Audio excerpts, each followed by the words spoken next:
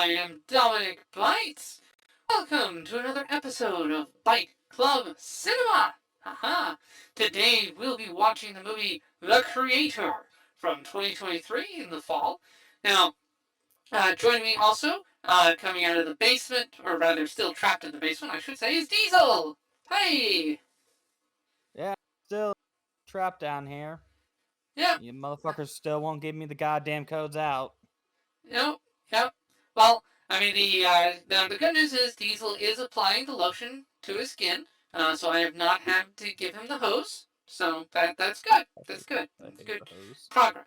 Yes, good progress there. Now the creator, it came out in I think September 2023. I was going to see it in theaters. I really wanted to, but unfortunately my schedule did not allow me to. It was super busy, so I missed it. This is a sci-fi movie. I completely missed it in theaters, so I'm glad to be able to catch it now. This is on my list of like catch up. So we just did like the Hunger Games prequel. That's been on my to watch list. Creator's another one. Another one we'll get to soon is Rebel Moon Part 1. That's another one that's on my watch list. I've also missed Godzilla Minus One. We'll get to that when that comes out on digital. Um, but yeah, now with the creator, did I don't like Diesel. I don't think you even knew this movie existed, correct? No, I did not. Oh, okay, yeah. So there you go. So you know nothing about it. So now I know some things about it. So the creator is written and directed by the same guy who did Rogue One from Star Wars. Um, so uh, I liked Rogue One overall. I mean it's not a perfect movie by any stretch, but it's not bad. It's not terrible. I liked a few bits from it, so I was interested to see what the director could do when he's trying to do something on his own. Now I know it's a lower budget sci-fi movie. However, most of the praise I've heard has been the visuals. I've heard that it is visually very well done, despite a lower special effects budget than some of the major blockbusters. It looks better. A lot of the special effects are very polished. Every dollar is on the screen. It's better than many of the Marvel movies in terms of the special and practical effects that they put on the screen. So I've heard visually very well done. I've heard the editing and pacing is very good. The cinematography and soundtrack are good. The acting. So the main star is, I believe, Denzel Washington's son, and apparently he does a very good job in this. So there's that. Now, most of the bad things I've heard, because there is some criticism of it, I have heard that the plot is somewhat contrived. So there are some plot issues. There are some plot holes that will pop up. There is some use of common tropes in the film that are kind of dated and like, oh, why?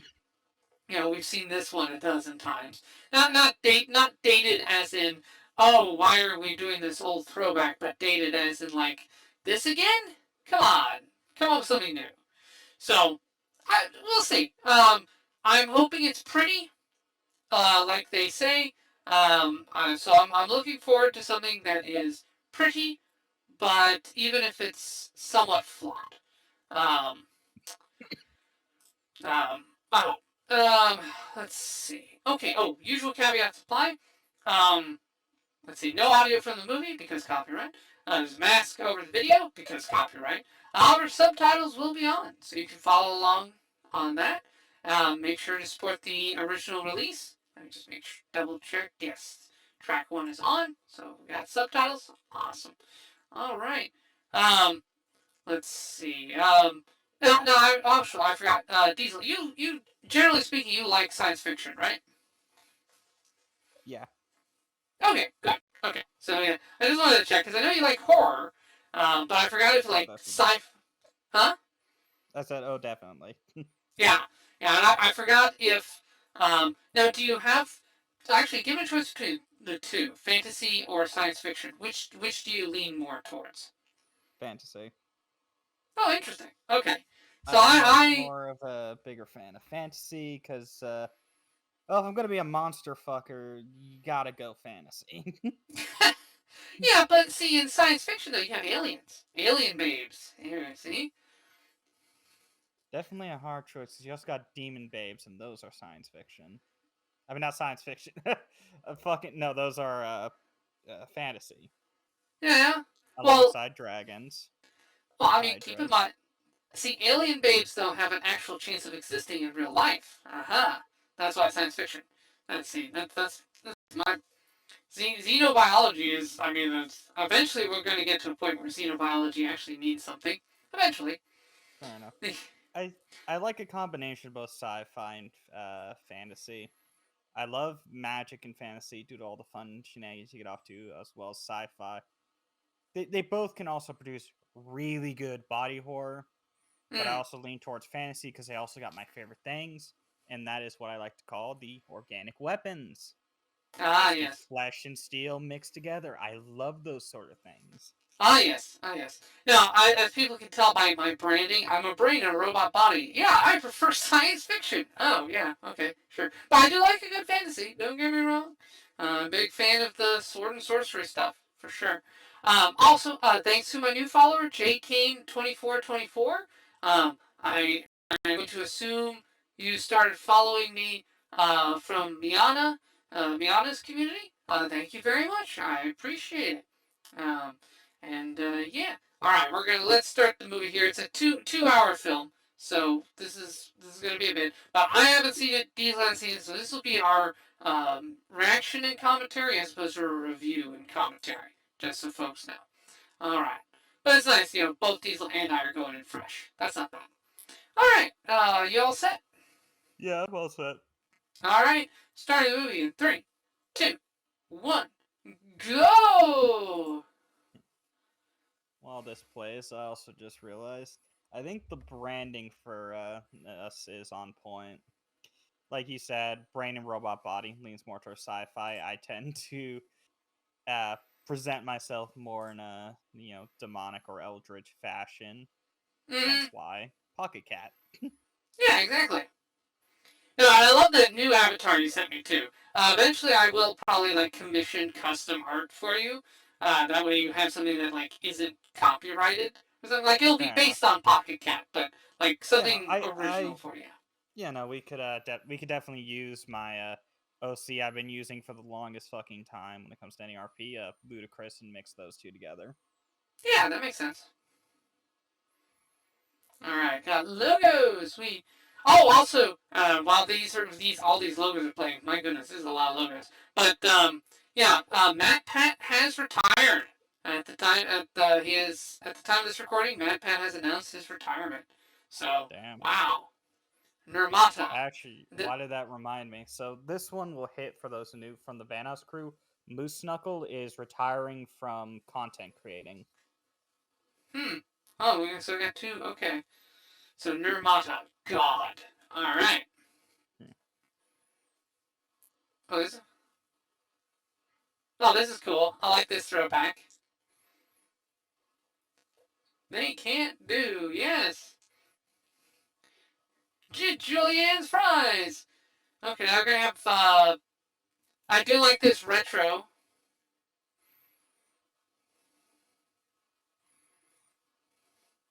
Oh yeah, 3D printing brains, neat. Pretty Almost like unsurprising. people. Hey, Oh, there's a fucking movie about that. Real Steel. We should watch that sometime. yeah. When could this go wrong? So when did they introduce Skynet Yeah, or GLaDOS?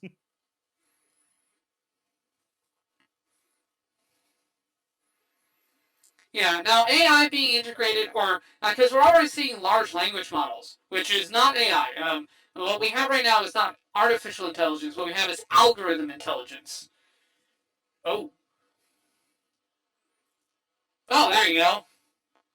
And a nuke goes off. Yeah, it's all fun and games till the nukes drop in the human AI war. We saw this in the Matrix, nukes going off. People of America, I'd like to apologize. I did not mean to hit the button to blow up Los Angeles, But I think but we're all better off without it. the That was stripper terrible. had me distracted with the blow. Oops. Okay, so AI nuked LA. Hey, you mentioned Skynet. There you go. So, but in this case, at least it wasn't a global war.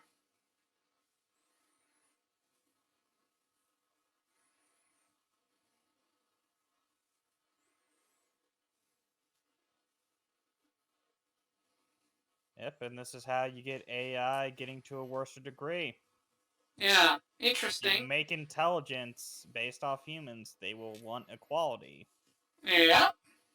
Oh, that's okay. So the West bans AI because LA got nuked, but basically communist China's like, no, we're gonna keep doing it because it's handy. So okay. So, but now the West is like, all right, well, we're just gonna go into your country and start killing your AI guys because we don't like them. This one's a giant death robot coming to play. Yeah. I mean, you Ooh, would some think the nice AI would examples. be able to like predict. But I do like. So I do see some strains of the Matrix in here. Have you seen the Matrix, Diesel? I know about it, You and know I about know the okay. plot. I know the plot gets really fucking confusing. Yeah, the second and third ones are terrible. But the backstory on it is interesting. The whole breakdown It's between from human what and I AI. know is humans got turned into batteries, and Yeah, the main conflict was robots wanted equality, humans refused it, and it got yeah. to the point where the AI was like, you know what, we can't coexist. We'll We're remove gonna. you then. Yeah, basically, yeah. So very similar to what happened here. It's just that it was only a single nuke in LA, and humanity was able to defeat them and isolate them quickly.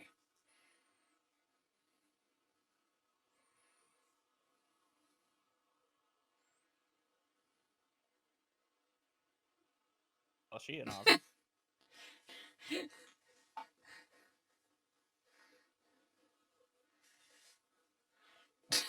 Oh, that's a good taunt.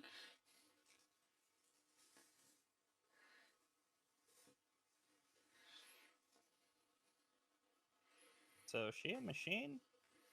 I don't know. She's clearly human. They showed us what the AI human looking ones look like, and it's not her. They have like they have a human face, but the back of their head is still openly robotic. So she's human, and he's human. We don't know how far advanced they've become.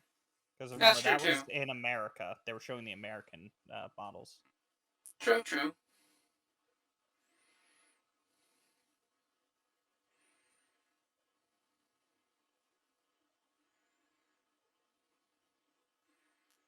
Oh, he's got a Oh, prosthetic. no. Okay, well, I mean, Okay, so prosthetics. that's what the robots look like. Okay.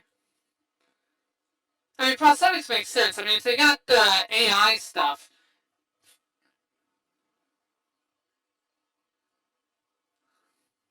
Ah, no, he's AI.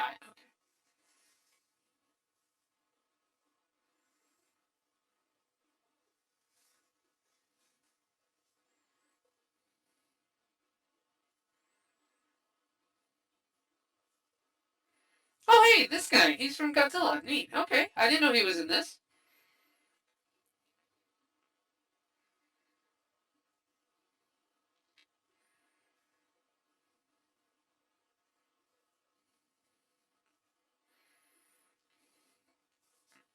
You really think they care?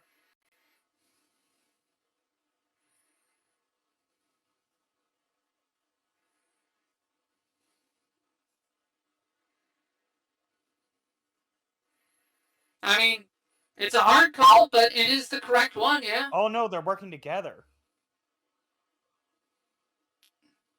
Oh, okay. That's a twist. So he's a double agent. Okay. Alright, neat twist. Didn't see that coming.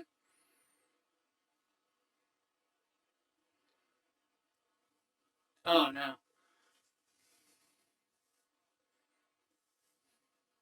Yeah, so Nirmata is the AI god. We saw that at the beginning. So Nirmata is what the artificial intelligence refer to as their creator or god. And he fucked up. Oh crap! Well, guess who just found out you're a double agent? Yeah. Well, now you got a hard choice.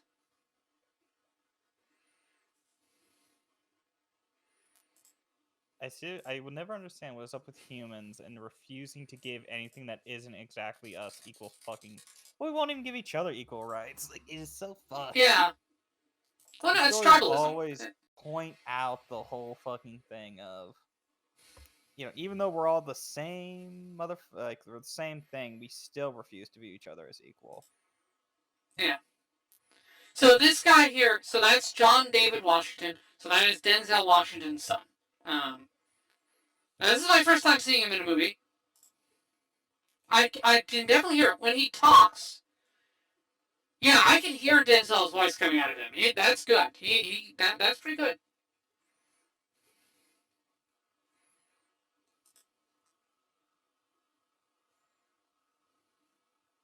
Him back, they know he's fucking working with them. Oh, Ken Watanabe. Ken Watanabe is the dude.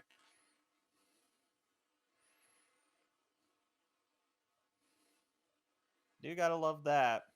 It's only real when it affects you. Mm-hmm.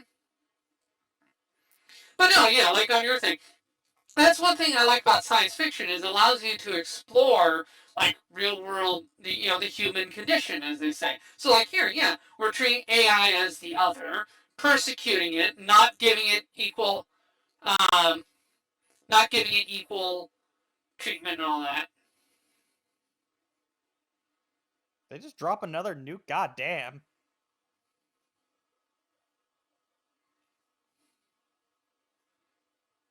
Yeah, well, not a nuke, just giant bomb. Yeah. So yeah, It had the mushroom cloud. yeah, And he's missing an arm. Oh, yeah, he was the missing one creature. before. Yeah, he had a prosthetic arm before. Yeah. But yeah, his Okay. pregnant girlfriend just got murderized. Oh, okay, 5 years the road. Okay.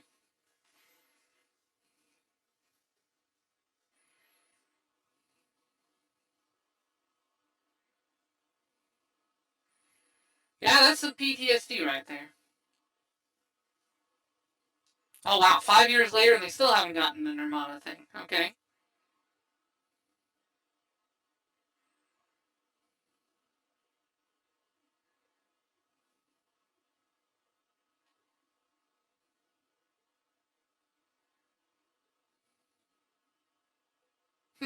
That's a lie.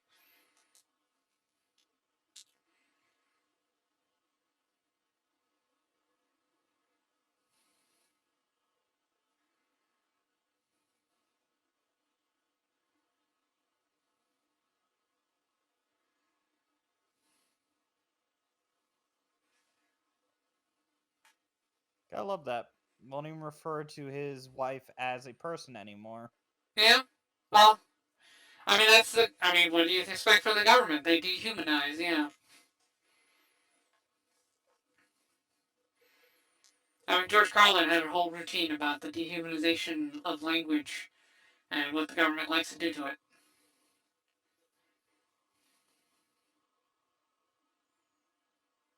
And you definitely gotta love that the human makes AI, which would definitely out succeed us, basically the improved version of us, and we proceed to try to subjugate it.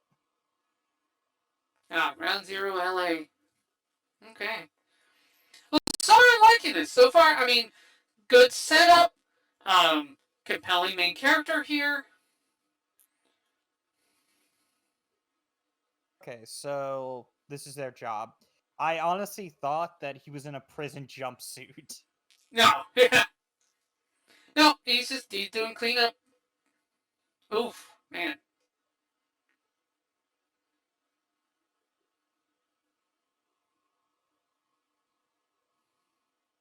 he's still alive.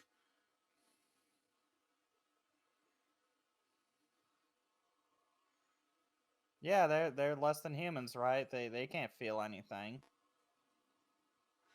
Well, yeah, it survived a nuke though. That's fascinating. So That's the it lived, but the aftermath. child died. Wow. Oh, it makes sense. Radiation is gonna kill a person more than will a machine. Mm-hmm. Yeah, they dehumanize. It's like, oh, AI is not real. Well, no, they're AI. If they're intelligent, then yeah, guess what? They're freaking real. Now, right now, what we have right now is I was starting to there earlier. So what we have currently, for those wondering, so LLMs are large language models. So it's important to distinguish that from AI. What we have right now is not AI. What we have right now is not artificial intelligence, but algorithm intelligence. Fancy search engines, basically. So this, now, algorithm intelligence, we're going to have it everywhere because fancy search engines are very nice. And it helps tell you things about large data sets very well. But it's not intelligent. It can't create. But AI, once it's like proper intelligence, it has sentience and sapience. You have to respect that. I mean, you should respect it. Doesn't mean we will, but we should. But yeah, this kind of thing here, the way he tells himself, it's like, no, it's not real. They're not real. They're not alive. This kind of dehumanizing rhetoric, we see that a lot. With usually precedes genocide. So what you're seeing him espouse is the language of genocide. We see that in the Middle East or in Africa when one tribe wipes out another. They call them not human. So yeah. Yeah, it's a lot easier to kill something when you refuse to acknowledge it as Right. potentially like yourself.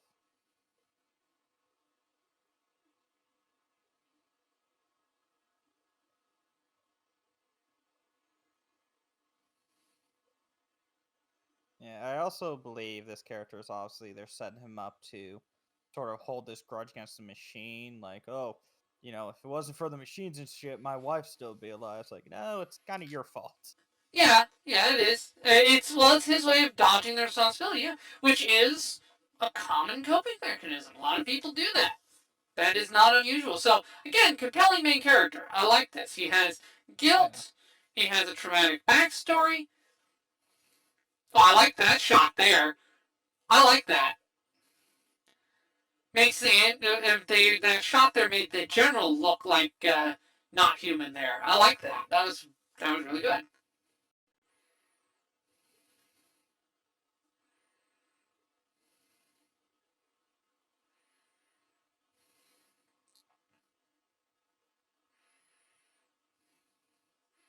Again, I like the prosthetics here. Really good. The prosthetic designs are good. I like the AI robot designs too. It's actually very much similar to what Tesla's got going right now.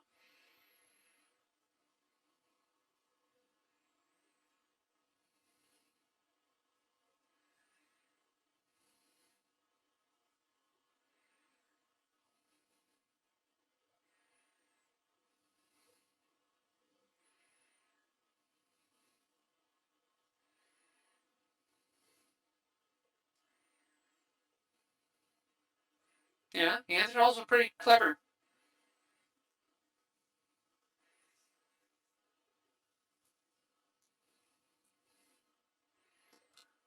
Not quite. We Fair. outcompeted them. I That's not. like. Oh, I was gonna say is I like how it's like he's building a super weapon to destroy Nomad. Doesn't specify a super weapon to destroy anything else. Just the one weapon of mass destruction that we have, Nomad. Mm-hmm.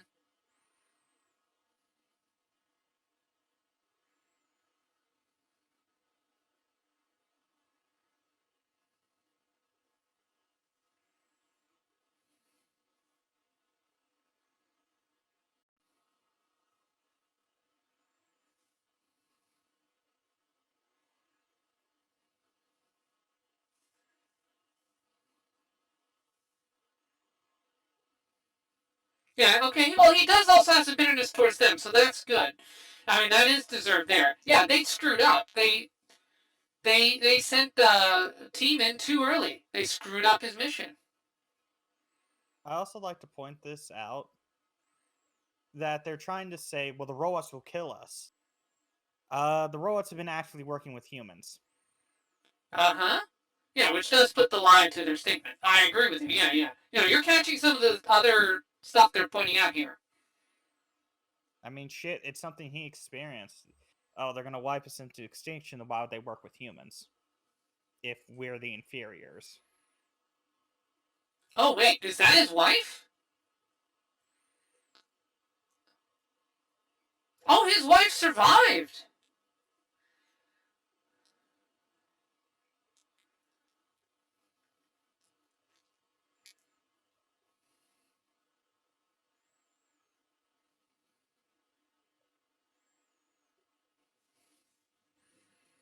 No, you won't.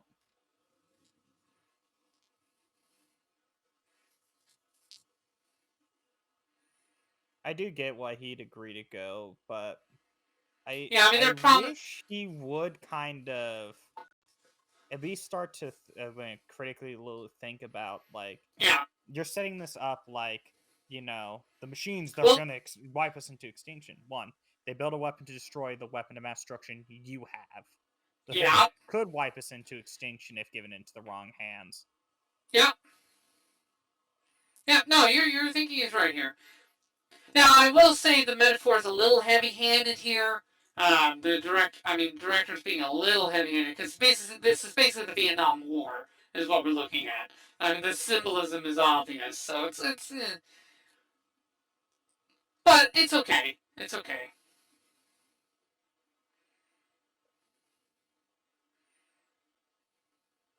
But yeah, you're right. Yeah, the AI seems to be playing defensively, not offensively. It's like, yeah, we need to stop the thing that's bombing us out of existence. Well, yeah, that's kind of totally fine. Also, case it only takes one hacker, and then would you look at that? I have an unstoppable weapon. I'm just gonna go ahead and designate some fucking strikes along these cities. Yeah. And what can they do to stop it? Mm-hmm. Yeah, now in this case here, yeah, I agree with you. They're setting up the thing of like, oh, well, we were gonna kill everybody, but if you come with us, we won't kill this one person. I think they're lying. I think they completely intend to execute Maya regardless of whether he's there. Yeah, she's a threat to the state. Mm-hmm. Or else they'll put it, she's a threat to humanity. Now, I do think, though, he's smart enough to know that they're lying. I do think that he is smart enough to see through that, because they already screwed him over once. So he is rightfully suspicious of them. He also hates the AI, but he also hates them. I mean, as he said, like, I have no reason to stop you from going extinct. As far as I'm concerned, we deserve to get wiped out.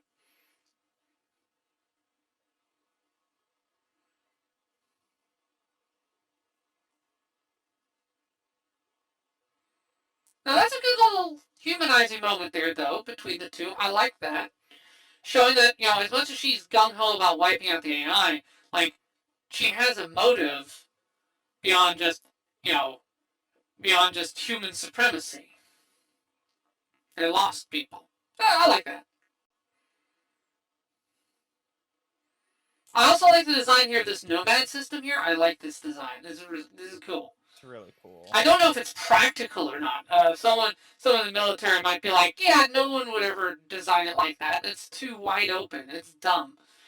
I mean, Most of the case no, depends on what it's capable of. Because as yeah, we've seen, people aren't actively trying to attack it. no, So what I'm yeah. I mean, assuming is it's that wide because that thing has heavy armaments, it's state yeah, of the art defense. So more than likely, yeah, high end computers, all of that shit running at the same time. yeah. I mean, it has to have some kind of defense against surface-to-air missiles. Because if you're flying that low over the ground, surface-to-air missiles are going to immediately be my go-to to knock that out of the air. So it has to have counters of some kind. We just don't know what they are. Or I would also throw a hypersonic nuke at it if I wanted to take it out. But presumably the AI don't have those because they're. I mean, these are I guerrilla don't know why, but fighters. this is giving me XCOM 2 vibes. Yeah, yeah. No, I agree.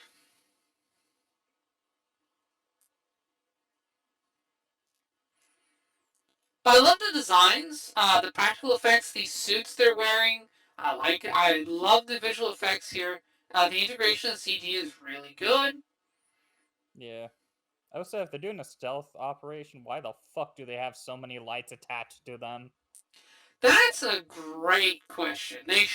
What they should be running is night vision with infrared, because the infrared light can't be seen with the naked eye, but it will show up on the night vision, so it does illuminate there. So yes, that's a great criticism. The movie should be Okay, so portraying them clearly using it's not a infrared and stealth night vision. mission then. Okay, yeah, maybe it's not a stealth mission. It's true.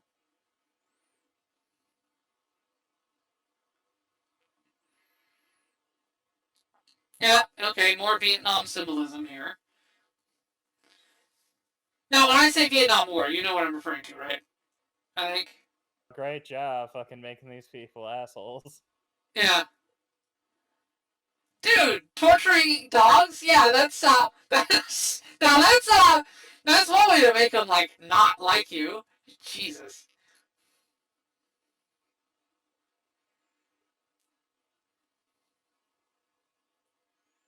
Yeah, and his dumbass isn't paying attention to what she was pointing at.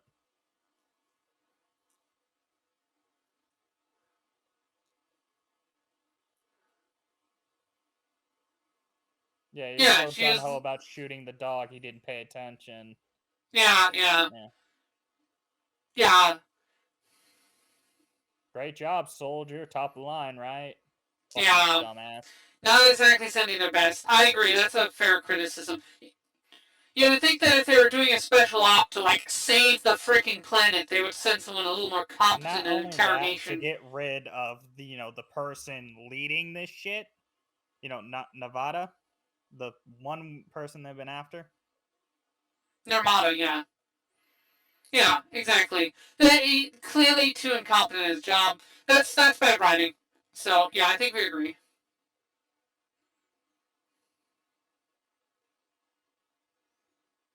Yeah, now I'm kind of hoping they all die. Yeah, I think you're supposed to. There's a clear bias here against the U.S. military that annoys me greatly. I prefer the U.S. military to be portrayed Not in only heroic that, I and mean, it competent shows a ways. little bit of stupid shit. The Yeah. fact that none of the No. guards fought them as they were, infiltrating. Yeah.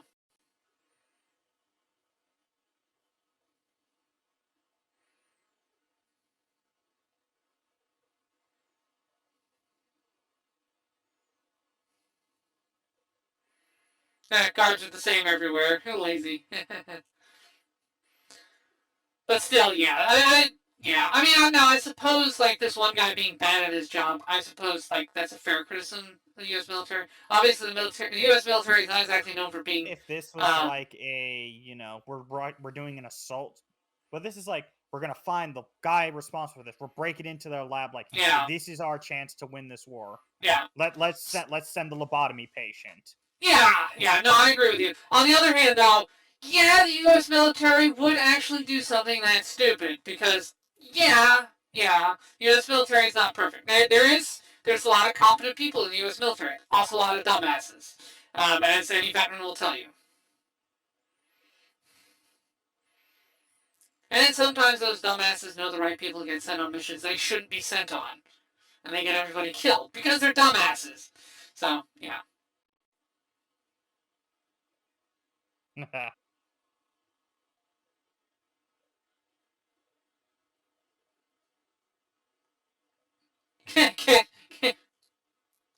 I like that. Great. Now that is okay. That was good writing.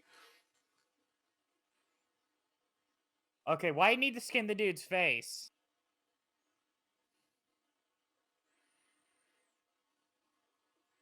Yeah. Well, just cut off his head. Don't skin the face. We don't Skinning a even need face to do takes that. time. Just drag his body over there. Yeah. Well, to be fair, bodies are heavy, so. Yeah, but I mean, they just need to get through that door. Like they are really setting these guys up to. Nope. They're just gonna kill the cops. Yeah. So they pull this team. All right, I get why there's special forces. They came out of the special ed school, obviously. Yeah, I will say, I agree. The writing is not doing any favors to Special Ops. Special Ops, I would like to think, would be more competent than this. Also, why are they going into a base that they know can be locked down without high explosives? You would think there'd be at least one demo man on the squad. So it's like, oh, you dropped a thing? Well, here's some C4. Boom, we're getting in. Or whatever the equivalent of C4 is in this world. Any explosives, any like hacker, something? Yeah. Like I like this. It's a decent premise, but fuck me, could you be any more dumb? I want to say some other words, but I fucking can't. But Yeah. how dumb? They do have explosives. Oh, okay. Then why didn't they bother me into the... Oh, God. Alright. Alright, well, this is a bad sign. The thing is already starting to fall apart at this early on. Oof. Oof. This is rough. This is a little rough. God, I'm starting to feel like a hunchback with Down syndrome could ruin their fucking plan. Oh, jeez. Tell me you get the joke. Hunchback with down... You in the Notre Dame? Hunchback of Notre Dame? No, it's 300. Oh, 300. Oh, right. Okay, yes, that makes more sense. Okay, so they hack into it. So you're asking why don't they have a hacker? They do have a hacking tool, so okay. That's fine. That they have a hacking tool is fine. I think they Glad should they have used somebody it. specialized in hacking, though. Not Okay, but I see what they're doing here. They're basically all this stuff and the bad decisions. Like, why do you pull all of your men but two out of the super important mission? That makes no sense. You send like 2 or 3 guys back, but you keep most of your main forces. They're clearly contriving it so this guy is all by himself running into the mega weapon or whatnot. That way he's there and he gets to make the call. That way there's no one else there that he has to resist against. I am assuming that's when he meets his kid. Right. Well, or a kid, I should say. Well, his wife survived. I assume, not due. Well, maybe the baby survived. We're not sure. We don't know if I take a gamble, baby didn't survive. She based it on the baby, though. Yeah. She basically was like, oh, this is what the baby looks like.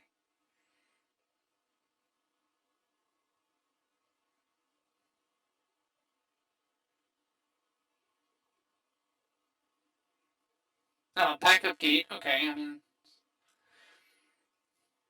this bunker seems abnormally spacious. Saving the kid, or at least made the child.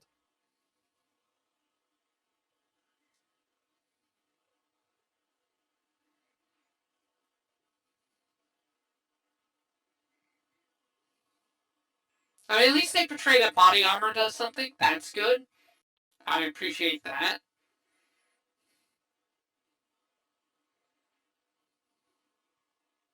And this kid's experiencing what the outside world's like for the first time. Mm-hmm. Ah, water buffalo. Water buffalo are cool. There's a lot fewer of them now than there used to be, sadly. Don't worry, guys. In order to hunt down Narmada, all right, start taking a knife, start gutting yourself. He might be hiding inside of you. How intelligent they've been so far, I'm honestly surprised they haven't resorted to that. Yeah. Man, it went to shit because you didn't bring in, like, top of the line soldiers? I wonder why. Yeah.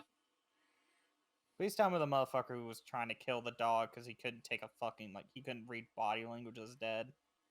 Please. Oh, okay, he's already dead. So the other guy's dead. Okay, so Josh made it out, but the other guy who was in there is dead. Okay. Again, kind of a contrivance to get him all by itself. Didn't die. Oh no, they didn't bring explosives. That was the fucking tracker. Okay. They're gonna rely on the Nomad to blow it up.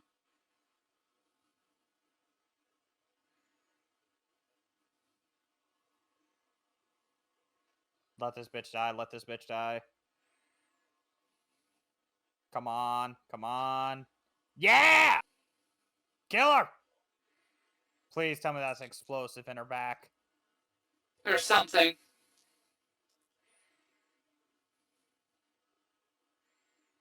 What was that? Was that a grenade? Yeah! Was that a grenade?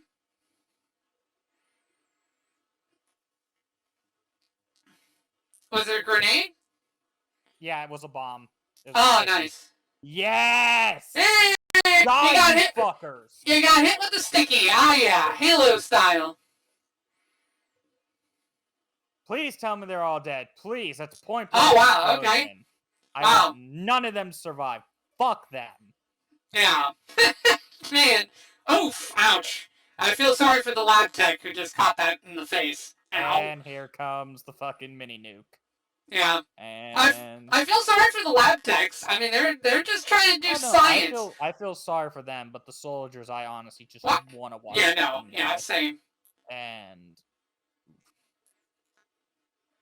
So it's like, yeah, why, they're lab techs. They're just trying to do science. Why you gotta screw with their science? At this point, that thing's got to be like a mini nuke or some shit, because that is so much force. Yeah. Well, you can get conventional weapons that have force like that. It doesn't have to be a nuke. But yeah, it is probably very, very powerful. Yeah. Well, the movie wanted me to hate the soldiers and stuff. Great job. I'm happy they're dead. Yeah. Yeah, I think that is the point of the writing. That's what I mean. I don't like the writing on that. It's too one-sided. I mean, you had the one character there, the older woman who has some sympathy, but then the others are just, as you pointed out, just retarded. They are just really stupid. And I didn't want to say that word. Yeah, I don't like it. I don't like when they're like that. I mean, Avatar had better soldiers than that. I mean, at least the one antagonist sergeant guy was honestly really cool and badass. They couldn't even muster that. That was bad. Yeah. So the writing's already fallen apart on that front. Let's see if it can get better. Let's see if it gets better. I hope it gets better. Please get it. Again, technical wise, I love the visuals. Scene, I got a feeling they were meant for you to kind of feel like, oh no, they're gonna die. There's no way they intended for that scene for you to not be like, thank God, yes, fucking die. Yeah. Well, I don't know, maybe. I mean, again, one of them threatened to shoot a dog. So on a scale of, that is incredibly not a sympathetic action, good sir. You threatened to murder a dog. I kind of want you to suffer horribly. Alive!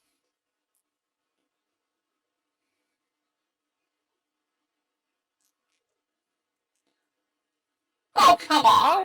How alive? That was point fucking blank in a cockpit. You should be dead. Yeah, seriously.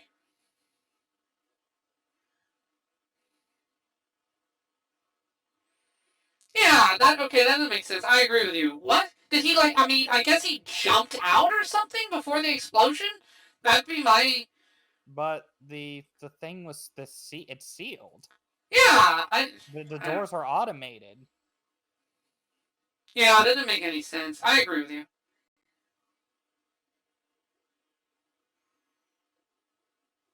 Now, I wonder if she's watching an actual show or they just literally made it up for the movie. It'd be cool. Oh no, okay, they clearly made it up. That's the nomad there. I wonder if you can get the cartoon she's watching.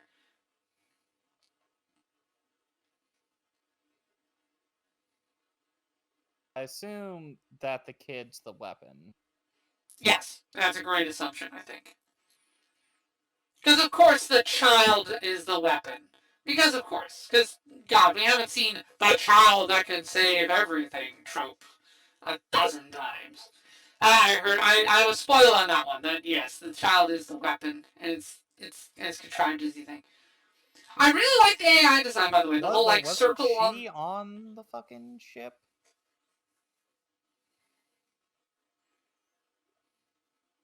No, she got off. Remember, she went off to try to double back and get him, but then she didn't make it in time.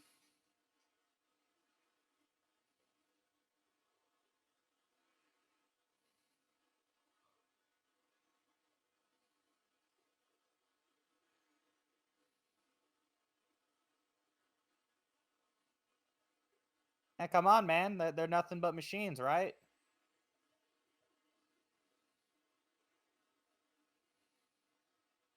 Alright, just execute her, cops.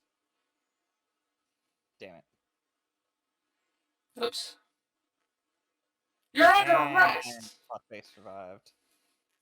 I do like, oh man, I like the design of that ship there. The cop ship, I really like that. Like, all those designs are cool and stuff, too. Like, yeah. Really oh, another one survived? How? Okay, apparently explosions just give you big boo-boos. Yeah, I guess the body armor is just that good? I guess? I mean, alright, it beggars belief. Alright? We saw that big blast! Okay, now, him having second thoughts.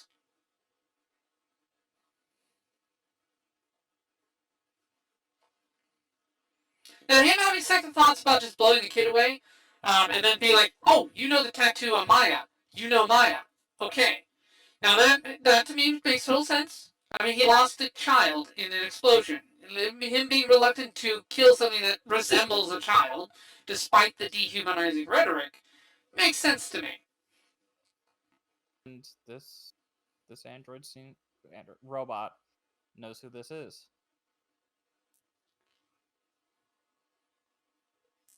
Yeah, the symbol is probably. I mean, since Maya survived, she's probably using the symbol as some kind of like code.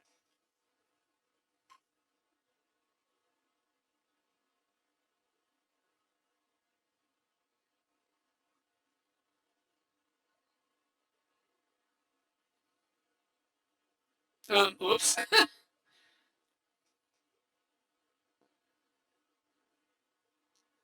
Pistol, what the fuck? Why did you put down your gun? Actually, why did the Vietnamese guy put down the gun? See, that doesn't make any sense. Was this a Mexican standoff or something? Oh. Also, again, how powerful is that fucking pistol? Yeah, great question. It's a pistol. Yeah. Yeah, that's a really big hole for that. Okay. I don't like how he's still dehumanizing them, and yet he's not like. It was like, oh, you turned him off, so just turn the kid off now, huh? Yeah, okay, it's... Okay, yeah, why are you saying this to a kid who is a robot? Ah... Oh well, not every movie's a winner. This one is clearly... Oof. Oh well.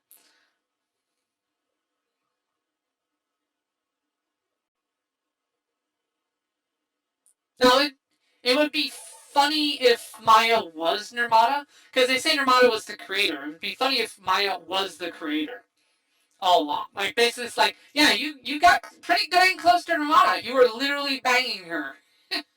Your wife is Nirmata. Congrats.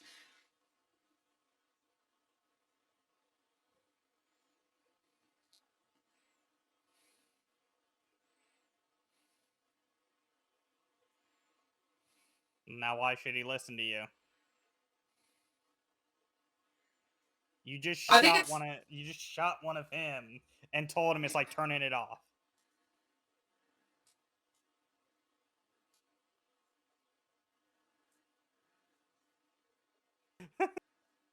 I like the dog. You'd probably be better off like picking up the kid rather than just like motioning. I don't get this. Okay. Oh, there we go. All right.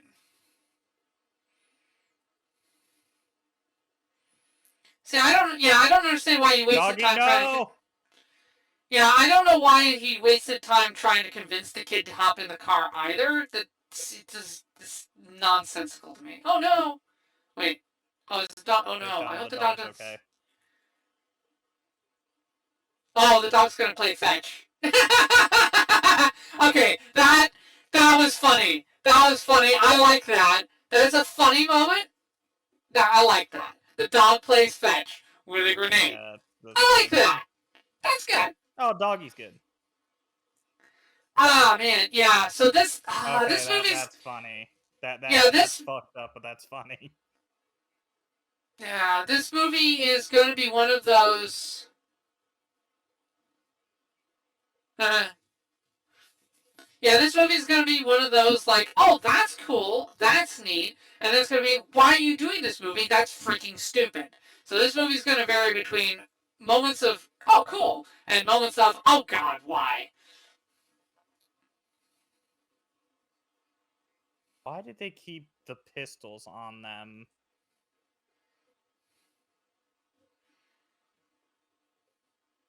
Oh, no, she took his pistol. She took the cop's pistol.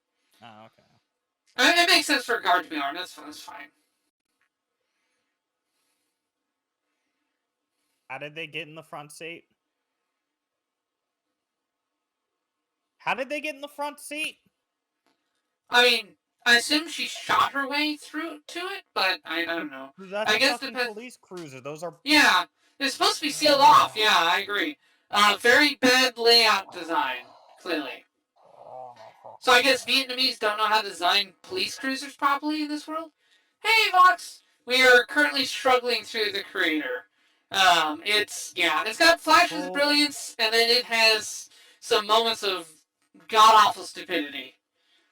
Cool concept. Should have been written by somebody else. Yeah, or at least gone through a few more revisions here. Um,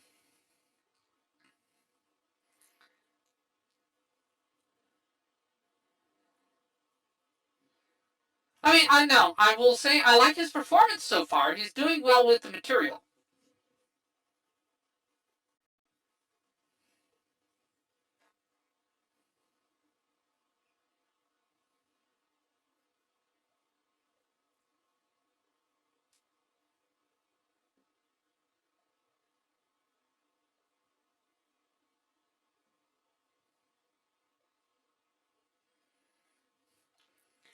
Fair enough. I kind of Yeah. get the way he's acting, considering, blood loss, dying. Yeah. He's acting like a dying man would. That's fine. His actions are consistent. I do like the. So far, I am liking the performance from Denzel Washington's son here. He is selling me on the character, but he's dead. Oh, he's just dying. Oh, well, that's a shame. Okay. I mean, again, what hinders my ability to sympathize with the characters here is they were threatening to murder a dog. Like you can't expect me to feel bad for characters who threaten to murder a dog. So I'm sorry, movie, you kind of failed. Like they went way too far with that interrogation scene of having them threaten to murder a dog, and it's like, well, they're just plainly cartoonishly evil. I have no sympathy for him. I mean, I have sympathy for this character because he lost his wife and stuff, and he wasn't the one threatening to kill the dog. But I don't care about the others.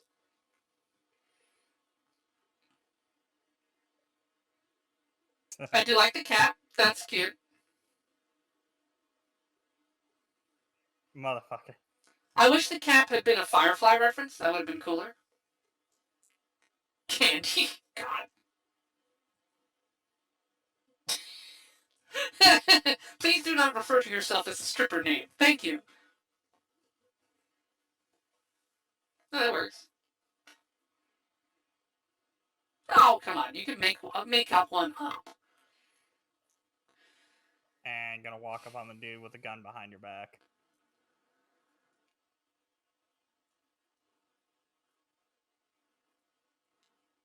It's... Okay. This fucking sucks. Yeah, that's... Yeah, badly designed police cruiser. God, the special forces that they've got are bad. Like, they just not...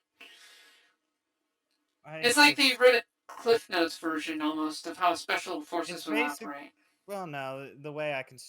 the only way I see this is what you would call horror movie, because only people this fucking stupid exist in a horror movie.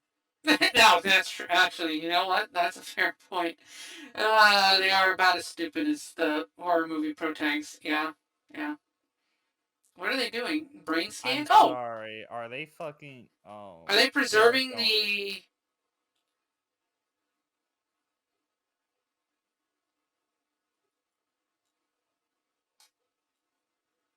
They can potentially bring somebody back. Oh, that's cool. No, I'm okay with this. This is cool tech. I like this. This is neat. Plug into the brain? Yes. I mean, it's cool, but, like, Jesus.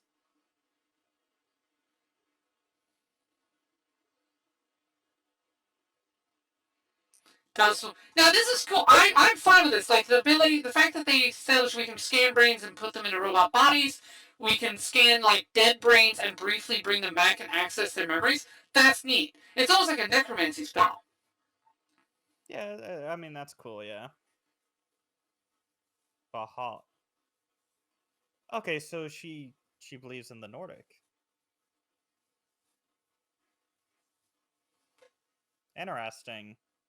So she's Oh, considered like Valhalla's. from Nord. Well, Well, it's the she case may. Nordic. If you look Nordic, it tends to be Valhalla.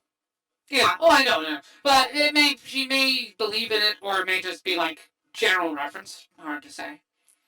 I mean, fair, but that's Valhalla is very specific compared to see you in heaven, something like that. True. Valhalla is one of the more out there ones.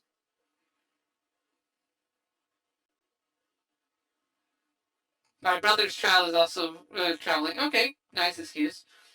And he's holding that poor man at gunpoint. Ah, okay.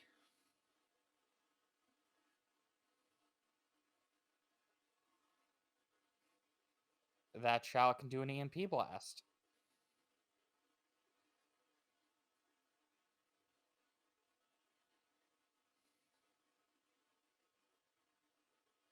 Hey, okay, do So it. okay. Yeah, a little walking EMP. Neat.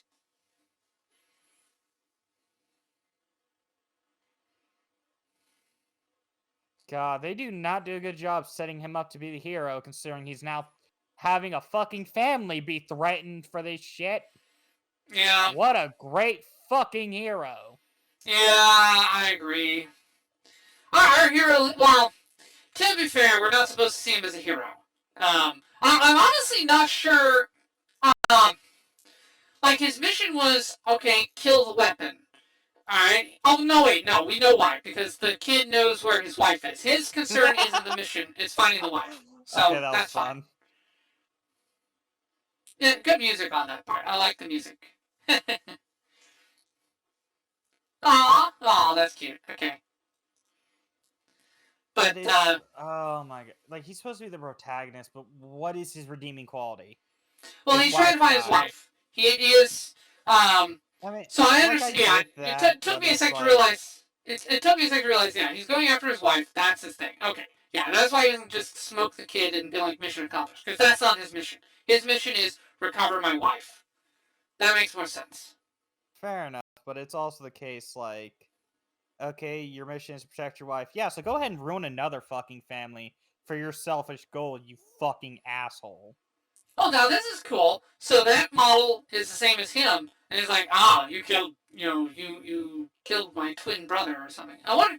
I mean, it begs the question then. So you can have multiple AI with the same faces, but obviously different experiences. So, like, is there kinship between them? What's the culture there?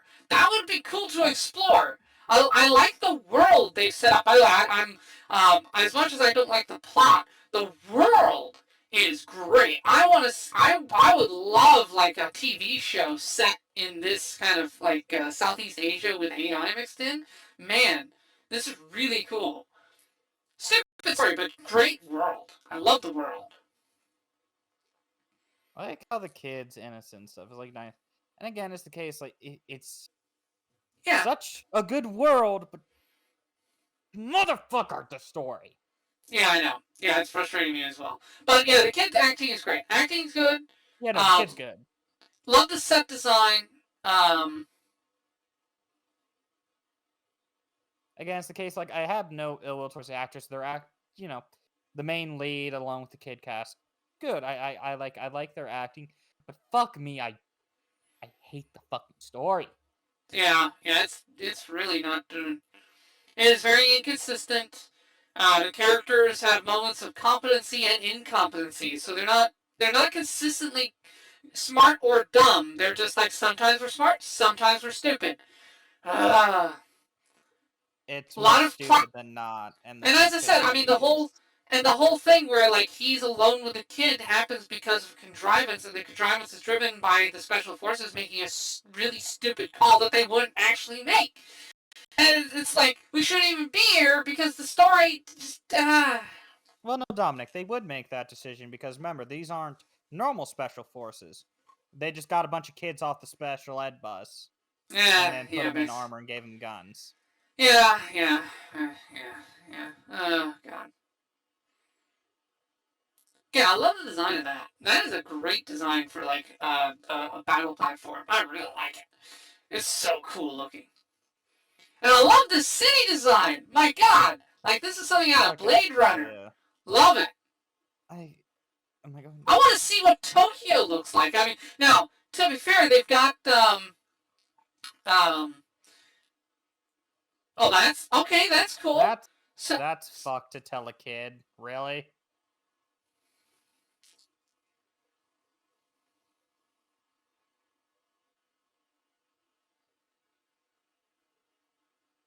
oh, now I like that moment. You know, I'm not a good person.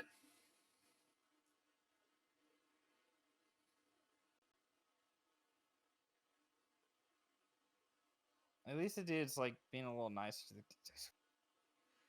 They made Now him that's deep. such a fucking prick. Really gonna tell like kid ask, "Am I going to heaven?" No. Why? Because you got to be a good person to go to heaven. Like, yeah, No, no. it's your He was kid's fault answering you the. can't find your fucking wife. Yeah, blame Well, him. no, no. Hold on. He was answering about himself. The kid was asking him. It's like, are you going to heaven? He's like, no, I'm not a good person. No, that's a good character moment for him. It's like, I am not a Well, good no, person. I am the not going to kid heaven. called it. He basically just said you got to be a good person to go to heaven. When the kid asked why not, the kid asked if he could go to heaven, and It's like the I'm not kid a person. said, So "You're not a good person, so you're not going to heaven. I don't get to go to yeah, heaven because I'm not a I'm person." not a person. Yeah.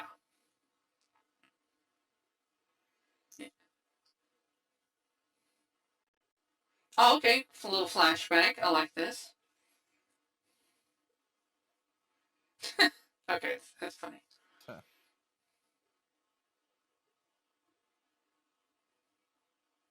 Damn, Josh went native. So all the visuals, it's really well done, but fuck me. I feel like I could have an easier time watching this if I fucking lobotomized myself. Yeah, well, our criticism of this, by the way, are pretty much lining up with the other criticisms that I heard. I didn't realize it was this bad, though. I really didn't. I thought maybe they were exaggerating when they talked about Maybe. the plot holes and stuff like. No, no, they weren't. Definitely not. But man, I love the visuals on this. Um, I want to rewrite this thing from the ground up. Um, oh, that's cool. Like we're seeing the building process. Oh, that's neat. And now that is cool. There's this cool stuff in here. No, I also, by the way, I like that scene in the subway where he sees an AI wearing the face of Maya, and it's like two of them like that. That was really cool. I really like that. Oh, okay. So the flashback was to this guy. Okay, to let us know who the contact was. Ah, cool, cool. All right, this is neat. This is neat. So he did have a contact there. He was going to a friend.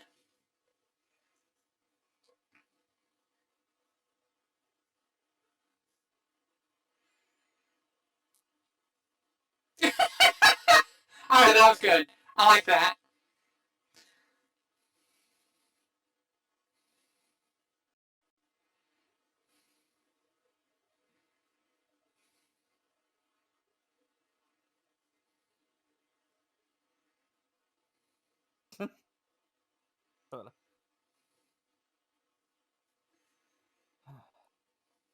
So he's dating a robot.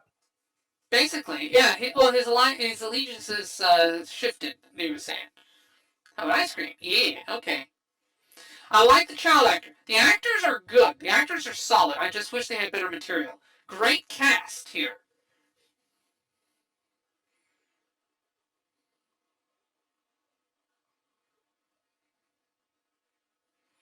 I like how he catches himself. Like the dehumanizing rhetoric is wearing off here and there. You're seeing like, yeah, I like that.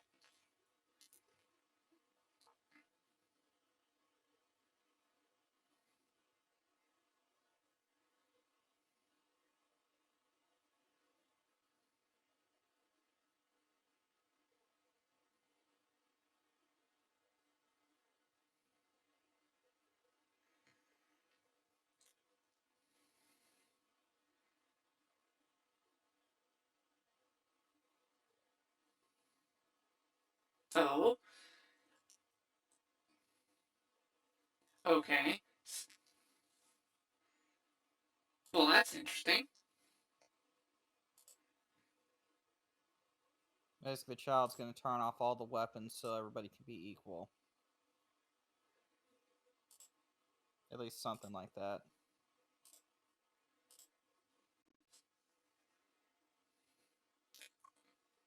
Oh, okay. She's basically designed as, "Hi, I'm your tech god. I am the god of technology."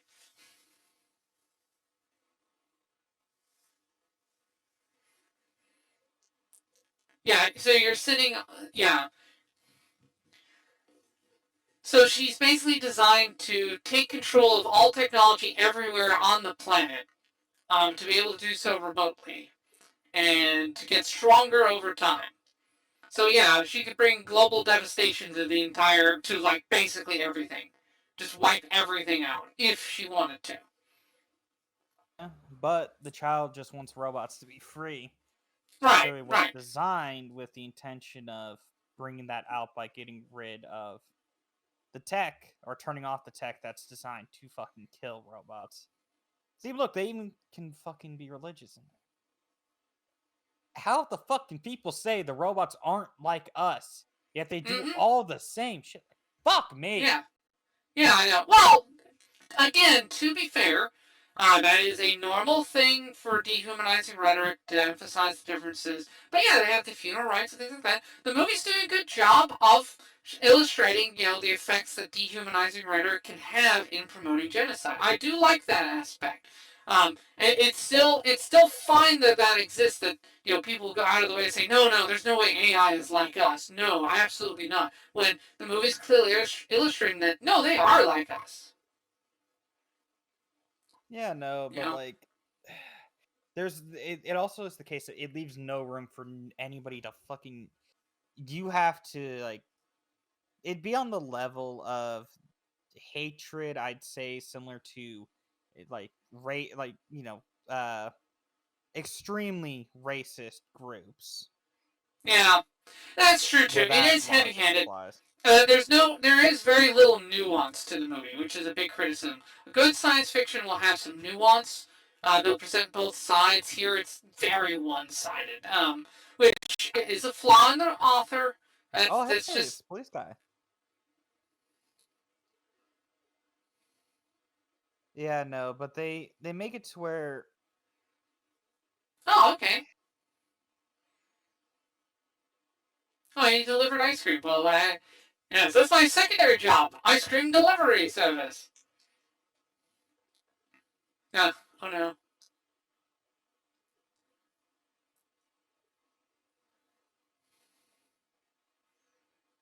Now, is that fatal or just a flashbang? with the explosive power, I say that's fatal.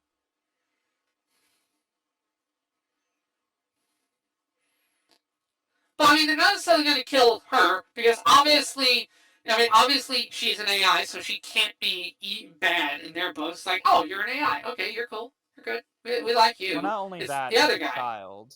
Yeah, yeah, yeah. They're saving her from the American.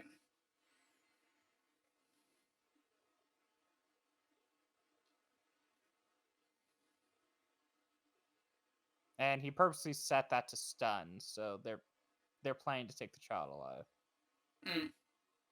Cool, cool. I like that they're showing us that. Yeah, stun only, guys. It's child.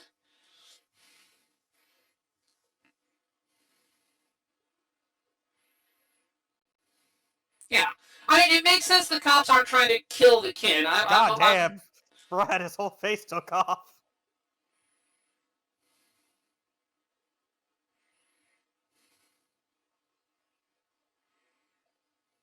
Oof. Now you have to wonder if they're designed like us, where like their brains are in their heads, or if they store them elsewhere. Could be a mixture of both.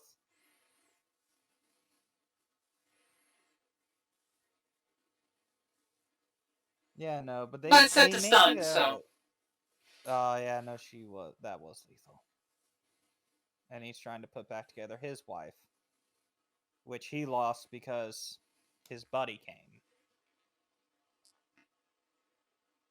Oh no. Aw. Boy, I liked her design. She was, again, design's fantastic. I loved her design.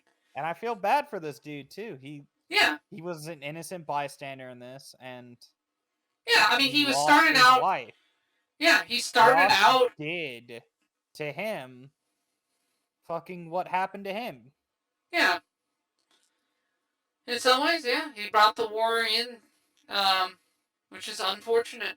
And the dude had like changed sides. He realized that hey, wiping out the AI is not cool, and he stopped. He changed his point, turned his back on it.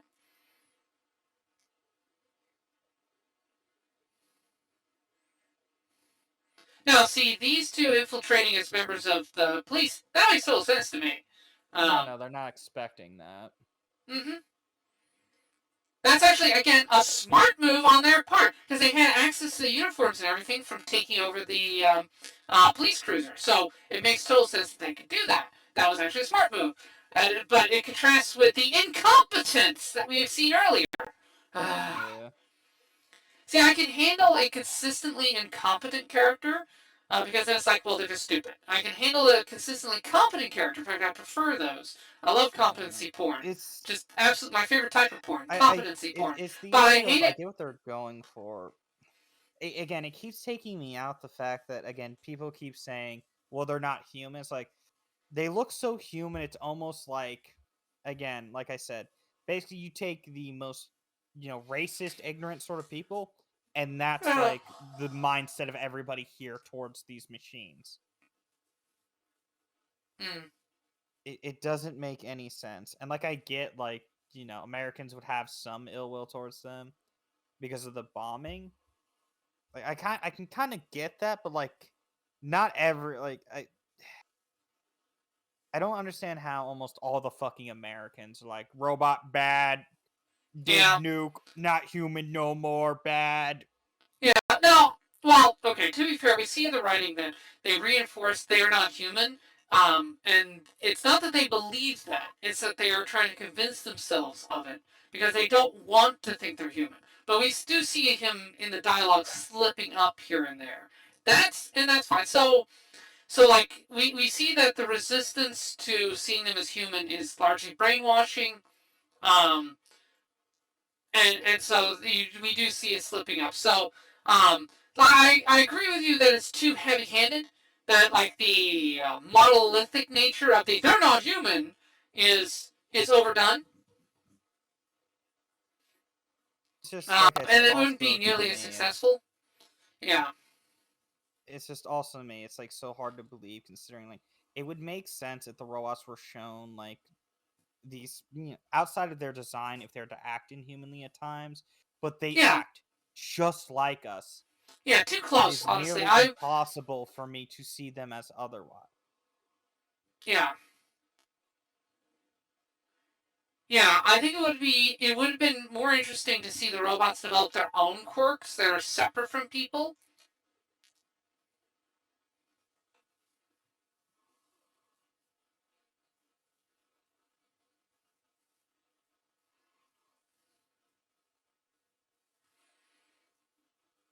See, this is good. I like this. This makes sense. Like he is strongly motivated to find the wife, and it's like, tell me where my freaking wife is.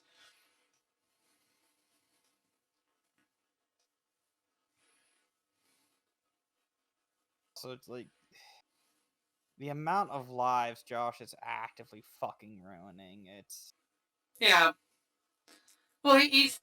Oh no! He just I killed get a his friend. motivation, but yeah, no, he just got his friend fucking killed as well. Ah man.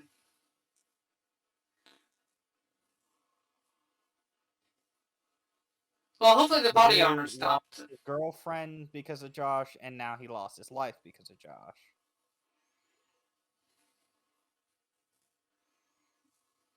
No, yeah, no, he's dead. Dang. He was a bro. Yep. So she was. So yeah, no, his wife was Nirvana. Okay.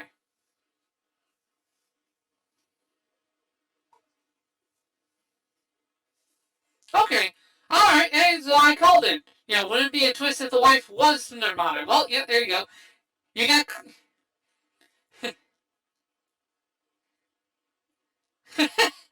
Good I'll be job. You got. honest, man. I kind of saw that coming. Yeah, yeah. I know. I mean, heck, I called it and said, "It's just like all right." A little again, kind of predictable. Kind of predictable. It was like an easy predicted trope, and considering how heavy handed they've been, like Mm-hmm. Man, the again, worst part is because of how it is, I want to like this, but the writer is doing everything in his fucking power to make sure I don't. I know. I was like, all right, I want to take this world. I want to treat this movie like it never happened, and it's like I feel upset because so much love and attention and detail has gone into this world, and I feel like this world deserves so much better than what we're getting. It deserves so much better than this trope-laden derivative crap that we are being handed right now.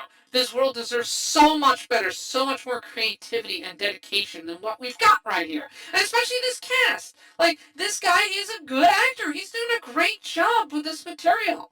And it really sucks that he's in this movie. It's like, come on. I mean, I hope he Like gets another the role. cast isn't bad. Yeah, no, like he's good and shit. Yeah, I don't get me wrong, he's doing good for what he's got. But yeah, fuck me, such good world building, and the writer is just.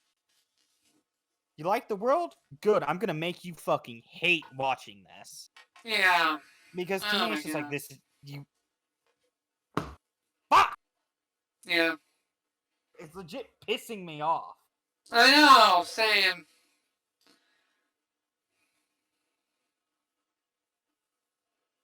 Like, take this world. I'm actively just I don't fucking care. Yeah, well, Fuck we this can break. writer. Like they might have made some better work. Just in this instant, fuck you. Somebody else should have gotten this. Yeah. Somebody else should have Well, fucking did this idea. Well, let's see. So it's Gareth Edwards. Gareth Edwards is the producer director, and he co-wrote it with a guy named Chris Weitz. So I will look up what they. Now, Gareth Edwards is the guy who did Rogue One. I didn't mind Rogue One. It wasn't great, but it was okay. Um,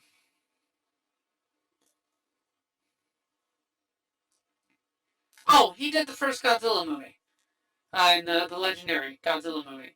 And that was actually not terrible. Could have been better. Could have been a lot better. But okay.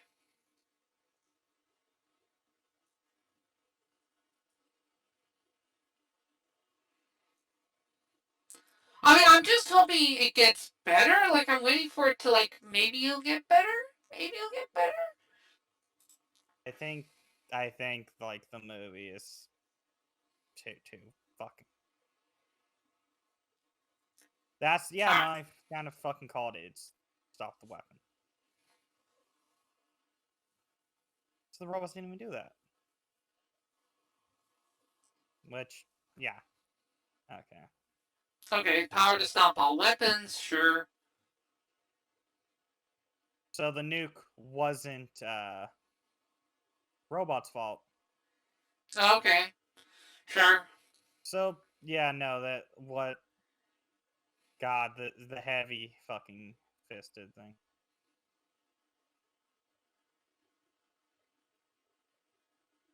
Yeah, no. Yeah, So yeah, the leave us robots don't alone. want to do anything. It's just fucking Western propaganda. Yeah, Yeah, no, he does a really good job at you know the West bad. yeah. It's just, it's so heavy handed here. It's, again, the similarities to Avatar are very apparent. Where, like, with Avatar, it was like, the humans are such obvious villains, so out there cartoonishly evil, no redeeming qualities, no, no attempt to explore why the humans are doing what they're doing, or to make them sympathetic. It was bad. It is lazy. When you make one side cartoonishly evil and the other side super super good, that's not that's not like driving a conflict or deep. That is lazy. If when you do that, you're being lazy. It means you can't think from perspectives outside of your own. It means you are not good at portraying the conflict of ideologies. It means you have no nuance to your understanding of how war operates or how conflicts between people even develop. You just have black-white thinking. It's simplistic. I mean, it's fine for a They comic book movie, generally, although the good comic book movies try to go beyond that. Uh, but like for a sci-fi like this that is asking me to take it seriously, that is asking me to take this as a really adult, mature work, I want something more than just simple black and white. I'm sorry. I they expect basically more make from that. Americans out to be nothing but these fucking racist pricks. Yeah, And the reason I say racist is because, again, the machines would be a race. They are their own people. And we actively just want to. They're making us out to be Nazi fucking Germany at this point with the lengths we're going to commit genocide. yeah, basically. And I don't. Again, I think that's pretty on purpose. Again, this is one of those cases where the writer and director were probably like patting himself on the back, straining his arm, patting himself on the back, like, "Look how clever I am! Look at this analogy! Vietnam, yes, we will use German, German plus Vietnam. Ha ha! Yes, look how genius I am." It's like, no, you're not. This is it's overdone. You could have. I mean, you had this amazing world, and this is the best you could come up with. Like, dude, this They have is. ropes at the bottom of the ship. Well, I mean, probably stuff like anchors or tie-offs or whatnot. That's not uncommon. But these things For float above the water. yeah, I don't know. Probably to fasten nets too. There you go. If Yeah, they're maybe. fishing vessels, they would fasten nets to those. Yeah, fair enough. Can't argue with that. Like, yeah, no, it's way too. I mean, look, you got Ken Watanabe here. I like Ken Watanabe. He always does a good job. I don't know. They fucking. It's over. So fucking like. I'm so upset because it's like such good world building, such good design, such interesting world Yeah. gone to fucking waste with a shitty script. Yeah, I mean, AI and humans living together, but it's with a Vietnamese aesthetic. It's like, no, I love the fact it's vaguely cyberpunk, but it's Vietnamese themed cyberpunk as opposed to Japanese themed cyberpunk, like what we got in Blade Runner.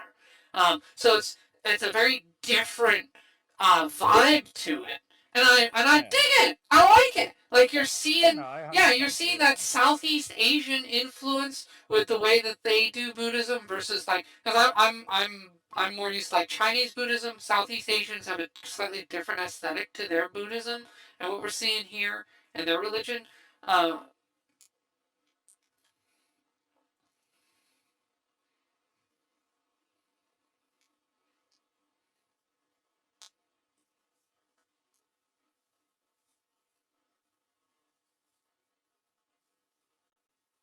so we need to get her closer to the giant weapon. Okay.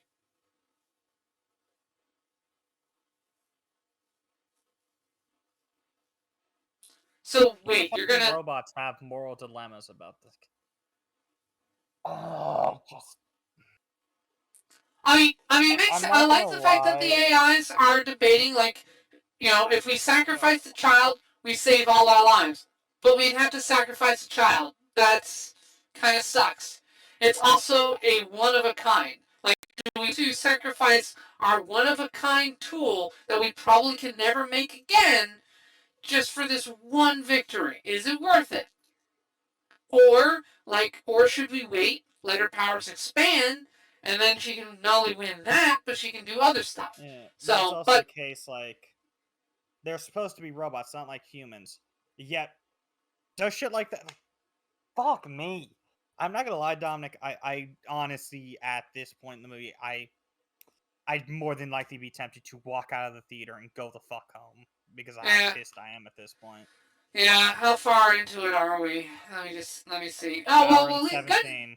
Yeah, at least we're more than halfway through. That's the good Yeah, we news. still got about an hour to go. Like Yeah, we'll they see. even fucking like have a little bit of a sleep. I want to bash my head on fucking something at this. Fuck! I'm sorry. I'm not trying so to kill. Fucking frustrating. I'm not trying to kill you. I'm not trying to kill you. But yeah, I mean this part here. I mean I like the bit in the village and stuff was good. It could have been so fucking good. Yeah. But they I mean no. it. Yeah. Well, when the movie's done, let's go through and see if we could write a better movie or like brainstorm the basic concepts to make it better. I enjoy doing that. Did he check the gun to make sure it was loaded? I don't think he did, but he just unhooked his buddy. He don't understand why. Okay, so he didn't. So I at least appreciate the dude coming to at least value robotic life. So instead of killing him, he just put him in standby. Yeah. Yeah, well, also those two have like fought alongside each other. Like he has some affection for him, even if that affection is now kind of one-sided. So it's also a little bit of respect. There's at least some character growth. They even got robot drugs. Robot drug, that's funny. Fucking like it's smoked. I mean, that makes sense to me. I mean, I'm sure there's AI programs to like replicate stuff. I mean, that's just fine. I get that, but like this is the point I have. How Oh, does they even that? have How the robot. fuck Oh, can hey, the, that's hot. Robot how porn. can the Yes, please. yeah, no, like with all Hey, this, it's Atomic Hearts. There you go. There's your Atomic Hearts cameo. yeah. Yeah, but Dom, like, you see how I'm like finding it increasingly hard to understand how Westerners cannot view them as human when there's literally nothing these robots do that isn't like us except have to charge when they fucking sleep. Yeah, the main thing I would say, the main thing I would say is basically when LA got nuked, they blamed it on them. So it's a 9/11 analogy. It's like, oh, the robots did 9/11 to LA, therefore they're all evil. So it's basically it's a compression of multiple things here. It's the robots did 9/11, therefore we have to wipe them out. As a reflection of look at all the Islamophobia that happened after 9/11, which was I don't know. As far as I remember, the reports of Islamophobia were greatly exaggerated after 9/11. Like, there legitimately wasn't very much of it. So, like, it was more, there was more people warning about it than there was actual. Wait. Huh? So setting up a smoke screen. A smoke screen? Why? Let's.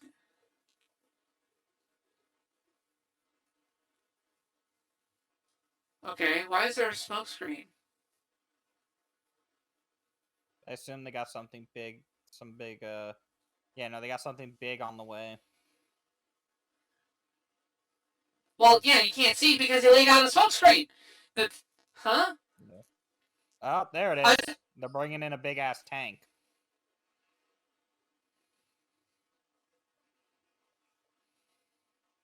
Who? Mecha tank? Yeah, I'm actually disappointed by the general lack of mecha here. You'd think if they could design humanoid AI.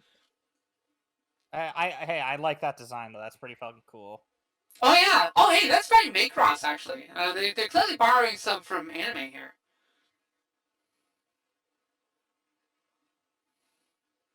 Yeah, yeah, no, I like that design. That is solid. I've seen that design before. That is from anime. There is an anime. Also, like, very intimidating. Like, yeah, no, that's gonna. You're gonna get stomped. I like how U.S. Army is printed on the side. It's like, hey, you want to know who ran you over? U.S. Army. Ah, yeah. Because yes, if one thing the Army's known for, it's branding. That's stupid. We don't want the V Kong here being like, wait, no, that's our tank. Like, why? Where's your name on it? Like, shit, you got us. Give him the tank. Yeah. Yeah, basically. God, that would be cool to pilot that, some shit like that. Yeah, no, I love the designs on this. Again, really nice design, all this shit. And the designs are very consistent. Yeah, and the designs are consistent. That's the thing. Like this tank, these tanks we're seeing, I totally believe that these is from the same company that made the Nomad and that made the little flying whirly birds that we saw earlier, and maybe even that made those police vehicles we saw earlier. So I totally believe this is all in the same universe. Very consistent tech levels, like what they're using versus what the Americans are using. Oh, now see, that's cool, because now that tactic that they just did, we saw that tactic used, Palestinians would do that against the Israelis there in Gaza. They would throw throw the explosives at the tanks to blow them up. The monkey gets in on it. Alright, that's actually funny. Alright, funny animal moments. This movie is really good at funny animal moments, and I'm down with that. Like, yeah. And the robot runs away to make sure the children don't get hit.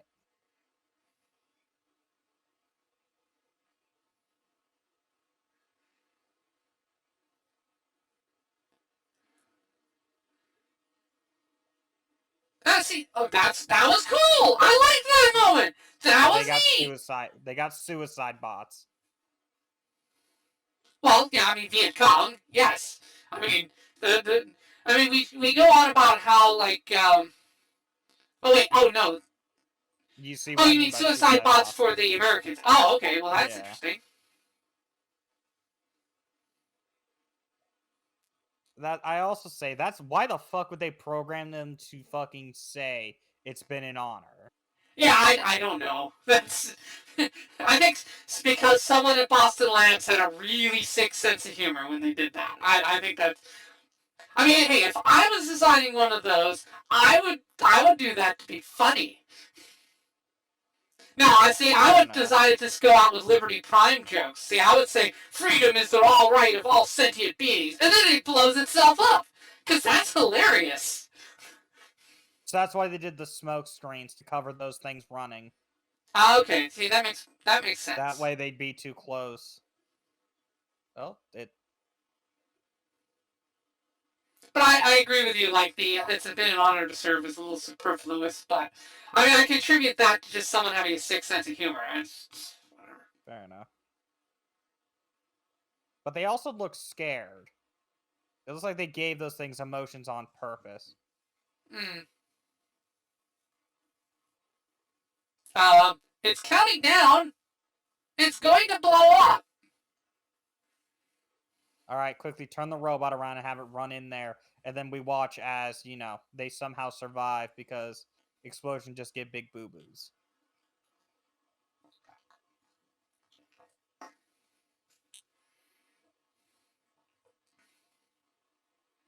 He's just running out there with no helmet. Yeah, that makes total sense. You could fully restock and all you're taking is a pistol. You goddamn moron. Why aren't you going out with a full kit, full armor?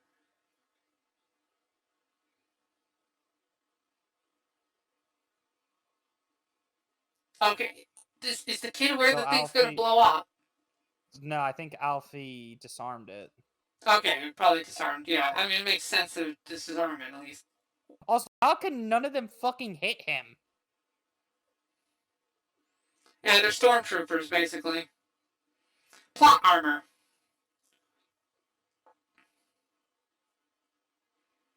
Yeah, right, again, he got shot in the head, alright? He's gonna get right back up and go and execute Alfie, because that's the fucking logic of this.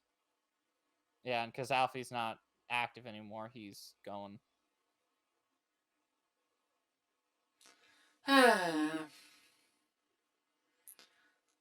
Didn't they say that now he's at 100-meter radius?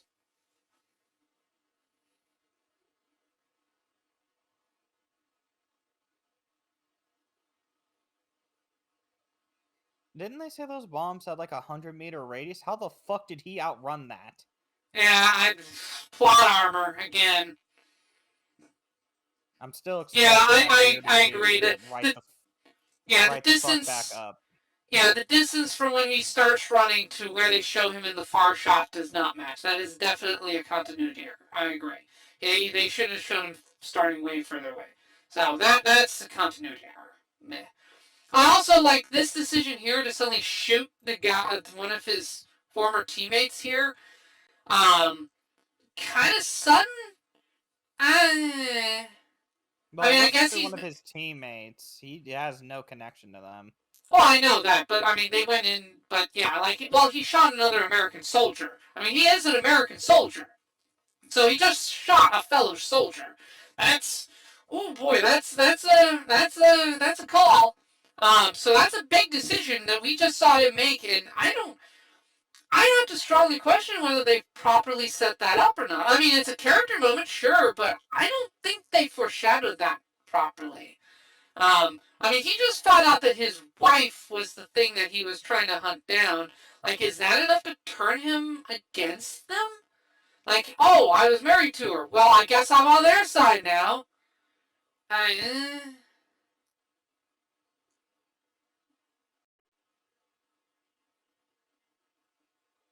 But also, and then just execute her.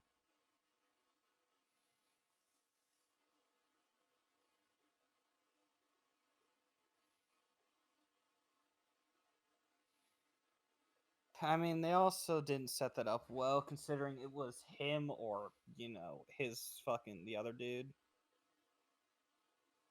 yeah, So I think that's another issue is the fact that it wasn't really a decision for him to do that out of, him switching sides.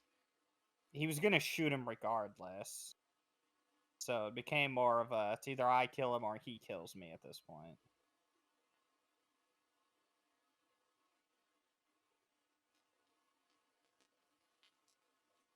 And the big reveal, that's his son.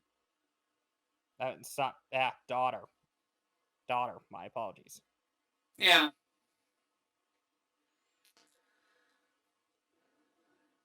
Okay, hey, I was right again. Remember, I called it. It's like, oh, what if Maya put like the child, like, based this on her own child? Yeah, she did. Okay, well, I saw that coming. All right. All right, so that's essentially a copy. That is what your child would look like if the child survived. Okay, I again called it, but it was really flippin' obvious. I mean, they telegraphed that. None of the twist he's done, and again, this is not good. He maybe stick to writing Godzilla, because, dude, Yeah, every twist it's you've attempted has been fucking blatant and obvious. yeah, it's a really basic thing. Like, what they should have done was done like a double twist. And oh my goodness, Nava just gifted Vox a sub. Wow, that is awesome. Thank you so much. I have now hit 75 subs. Ah, nice. Yay. Like, everything's been so heavy fucking handed.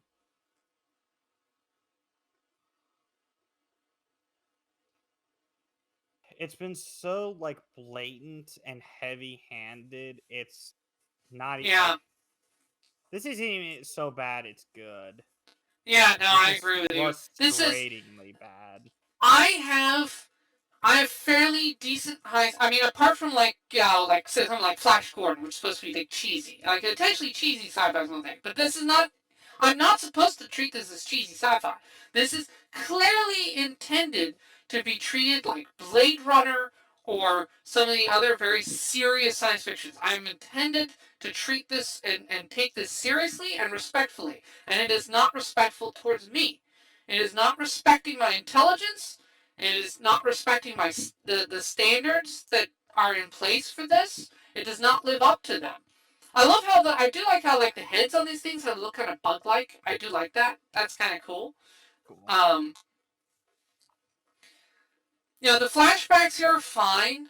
Um,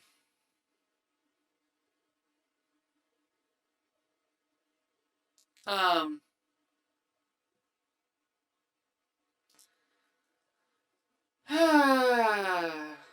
Like, it's like it, also the case, like, I can't even treat it as cheesy because you can tell there was effort and love put behind this yeah, I when it know. came to the visuals, but god damn, dude, did your script fucking bomb. Yeah, I know. It's so disappointing. I expect so much more from this. I expect so much more from this from the trailers, even. Like, this, you had everything to be an amazing top tier movie. but fuck me, do you not know how to do a good script? Mm. Like, and he made Godzilla and stuff, and it's like those were good. Those are fun and such. It's just he's done good, but god damn, dude, I'm so fucking infuriated by this because I want this to be good. I want this to have a good script. Because fuck me, this world is Yeah. so The world's fuck. fascinating. I want to see more of it. Like, I want an anthology series or something like that. I would Um, love for this world to be explored and shit. by someone competent. Like, hand this over to a competent writer, and you can have amazing tales. Basically, just take the world, treat the movie as if it never existed, but keep everything else, and then just redo it. just try again, please. Like fuck me, the script is basic. Like the most It has, the comparison I could think of this script is like The Last was Part 2, the fucking video game. yeah, yeah. The um, So, there are flashes of brilliance here and there. Like, some of the stuff between him and the kid is really neat. Some of the reflections and, like, when he turns inward and reflects and things like that, I really like those sequences. Those are fine. They're establishing.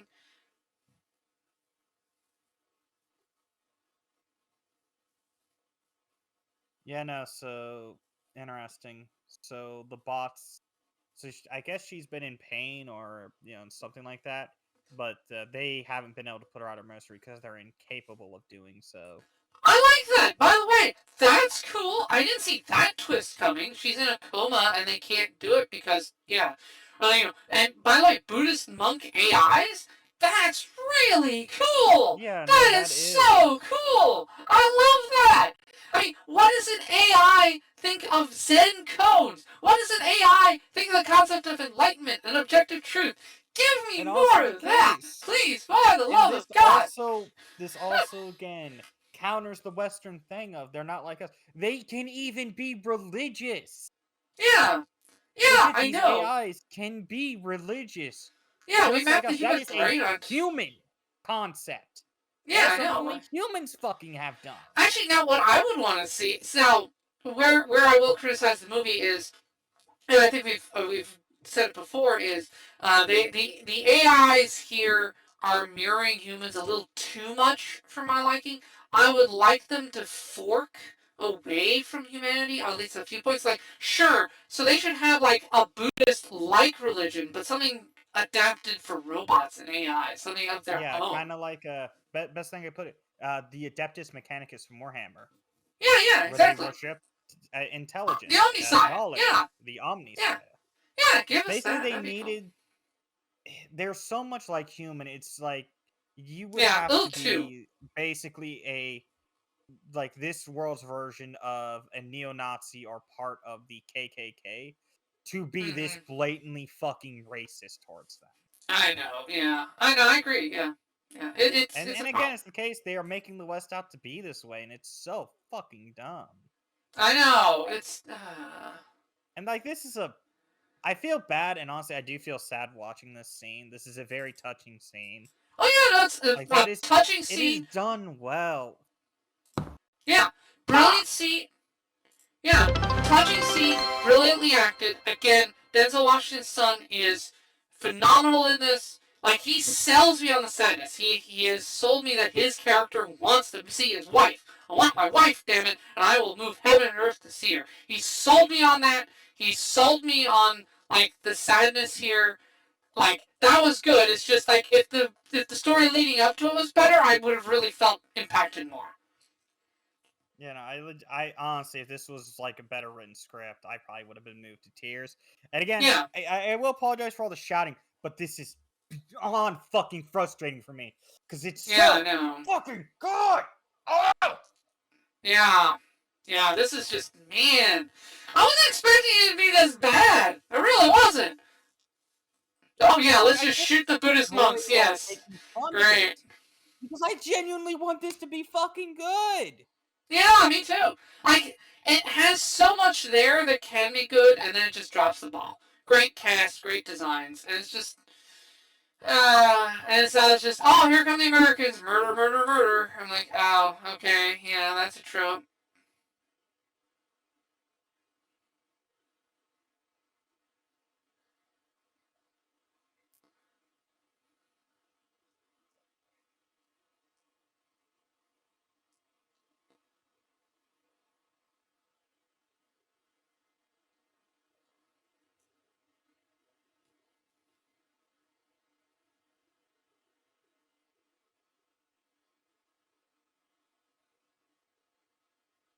Okay, now just kill her.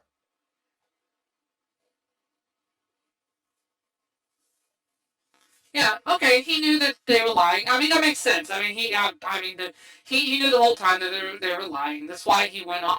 That's one reason he went rogue.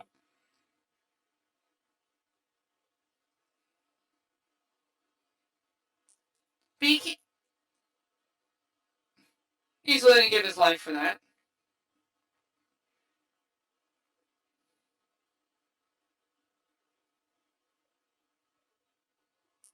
Okay, let her die. Yeah, I mean, she's got the sticky Why bomb on did you her. save her?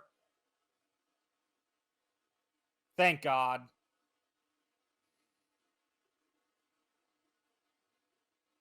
Good job, Josh. Good job. You killed the dumb bitch. Good job. Stop.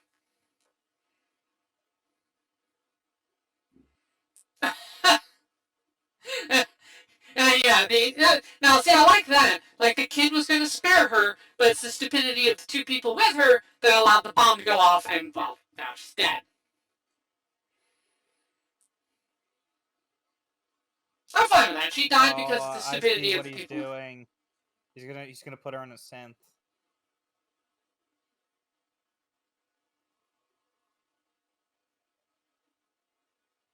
All those poor guys.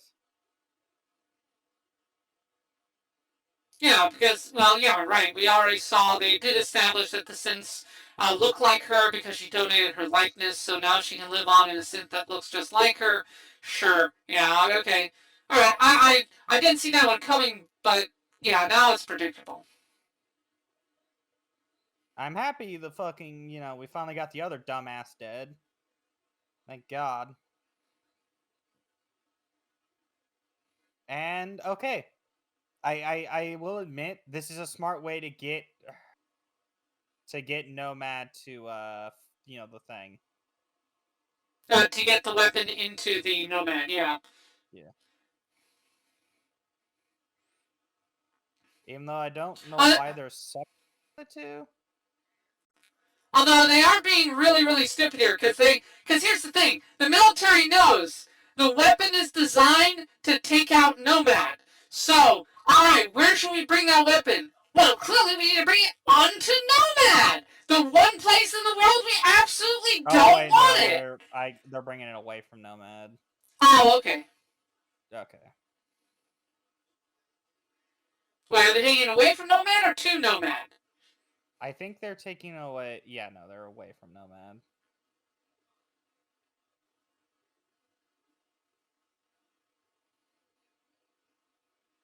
It's just programming. Yeah, yeah. See, it rings kind of hollow with all the humanization they've done to the AI. I agree with you. It's too Yeah. over the top. They've made the AI too human for the rhetoric they use to adequately make it to adequately explain the allowance of genocide. It just doesn't work. It just doesn't work. You have to be a complete sociopath to fall for that rhetoric. It's too Yeah, much. no. Everything we've seen again, it paints out Americans to be nothing but like a bunch of neo-Nazi Klan members. Like, it ain't Or us. It can't be us. Kill it. yeah, exactly. It's so stupid.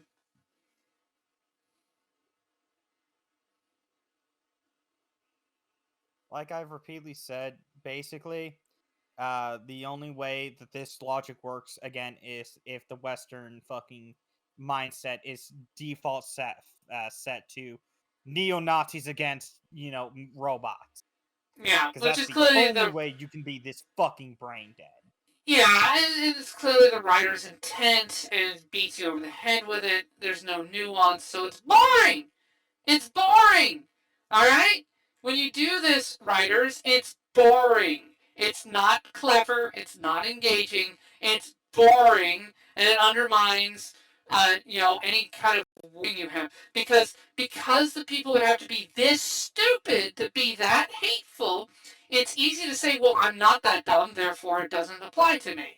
See, you just defeated your own message. If you want to warn people about the ease of falling into genocidal rhetoric, you have to make your people at least marginally So intelligent. predicting this, he set the thing to stun to temporarily shut her down. She'll power back Right. up once he's out of there. Right. Yeah. Yeah, Just they're knock gonna her take out. her up to Nomad.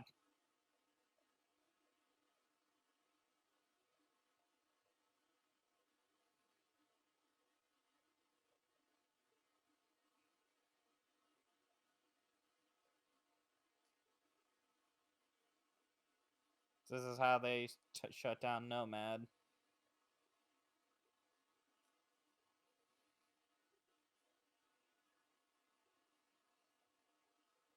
Which again, they're obviously like trying to say, oh, he killed her. You made the twist fucking obvious. We saw Yeah. that they are guns that can be set to stun, which Yeah. I assume would basically mean temporarily shutting the machine down. Yeah.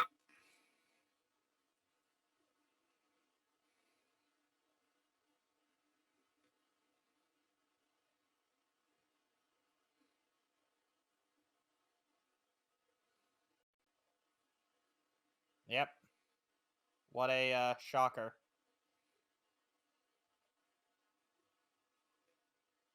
Yeah. This would be a heroic moment if, it wasn't so blatantly fucking Yeah. obvious Yeah. to It was her. such a set off. This is not. Yeah. Especially, We saw did it you coming. really need to fucking have them tell us not off standby? Yeah, I You know. didn't need to fucking do that. We are not that brain dead. Yeah. Well, the writer thinks you are, and it really comes through in the writing. How much is left on this thing? Well, Oh God! Why do we still have a half hour left? Why is there still a half hour? Why aren't we closer to the end? Alright. I'm now. Okay, I will say this. Now the pacing kind of suffers, but only because it's so predictable where this is going.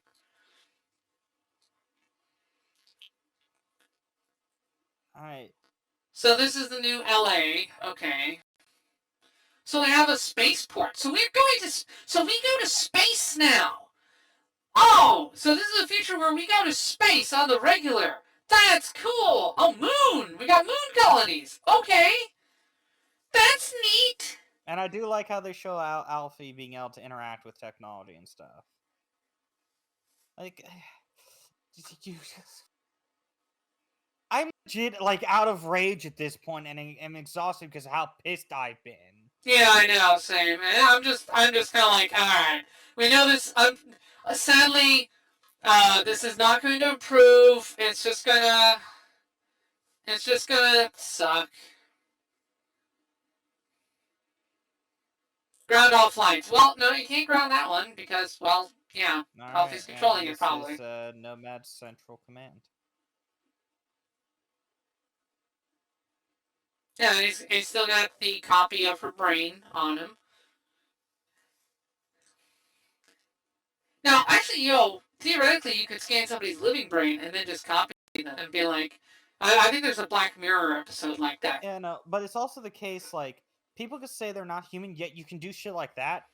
You can put a person into one of them, and you're trying to tell me they're not human, it's all coded. Yeah, I know. We can legit resurrect motherfuckers. Yeah, I know. Well, it solves the problem of polyamory right there. It's like, okay, so I want to have multiple partners, so I'll just copy myself into multiple Sims, and then each of them can date my partners and spend one-on-one time with them. Boom. See, I'm poly, but I don't. It's not like one of me trying to divide myself many times. I literally just split myself. There you go. Okay, so which is totally what I can do in the future. Nomad, so deactivate Nomad now. So they're directing the lunar shuttle into Nomad. Okay, so why was the shuttle allowed to dock? Alright, so if Nomad is super, super important, why didn't they just shoot the shuttle out of the air? The issue is, I'm thinking, okay, Alfie may have had interfered with that, but it's like, okay, she's right next to it. You're telling me she can't deactivate it now?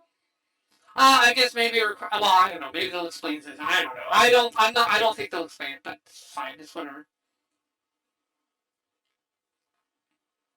How close does she need to be to this fucking thing? I don't know. I mean, they didn't really establish the rules, now did they? Fair enough, but it's like Jesus. She was able to like let a fucking nuke off. Yeah, I know. I don't know.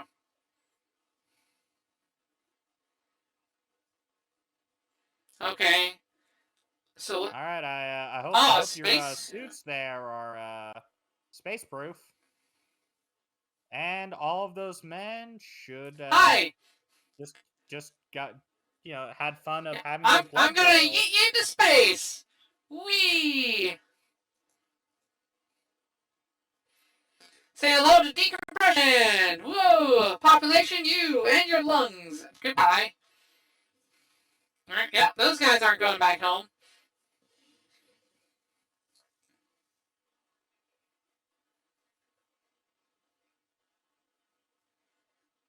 You can't. Wait. You mean there's no way that they can open it on their side? Oh, come on. What kind of dumb override is that? The people who are dying of oxygen have to hit a button, otherwise they die. I'm What? uh Okay, well, and you know what? Alright, no, screw it. I I believe the think military is dumb enough to design it that way. That's fine. yeah. So I'm assuming they're about to have Nomad just launch. Where the fuck are they launching it? Are they launching it at the plane or?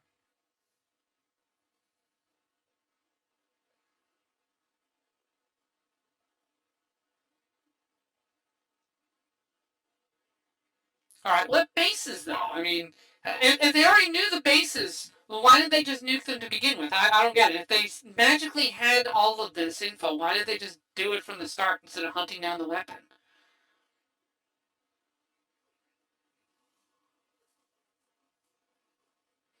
This is such. Yeah, because Nomad. No. Okay, so Nomad's running. They can't do anything.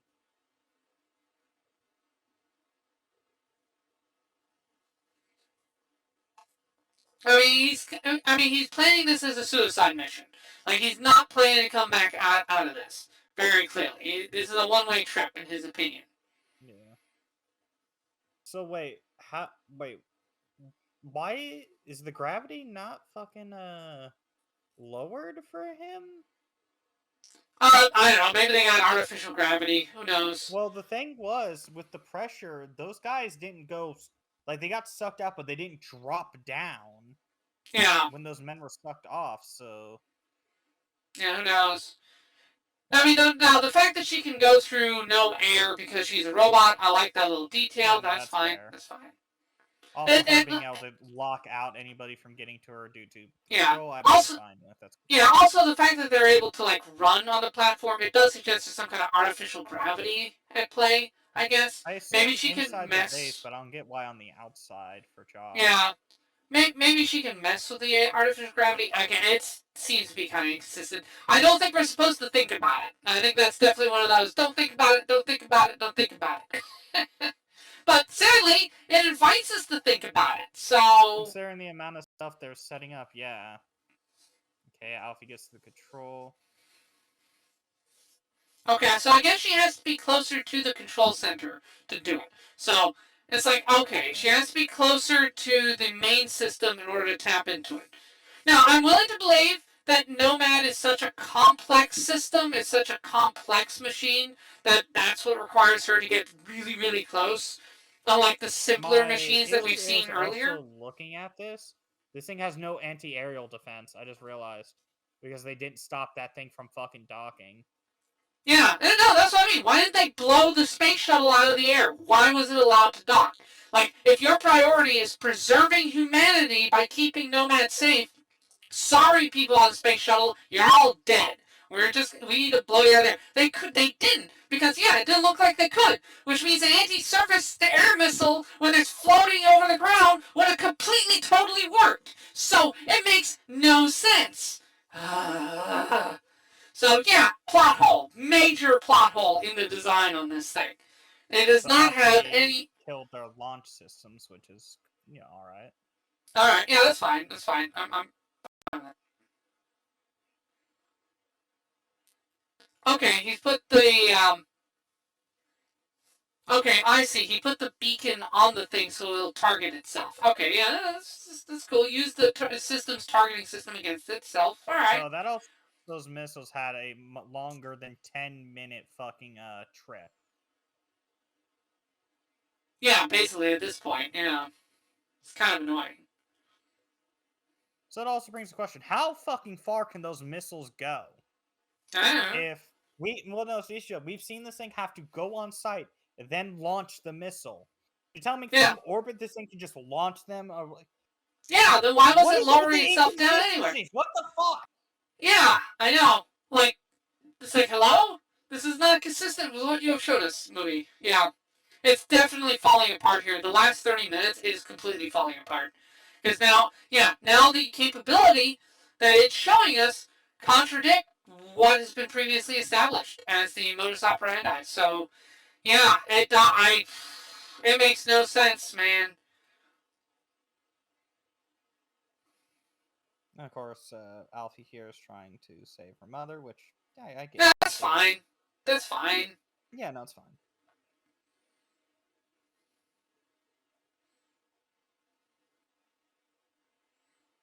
No spare canisters? Come on.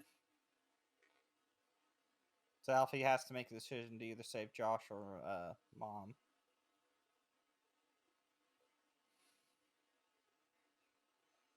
So wait, are the missiles gonna... Okay, the missiles are gonna touch down anyways.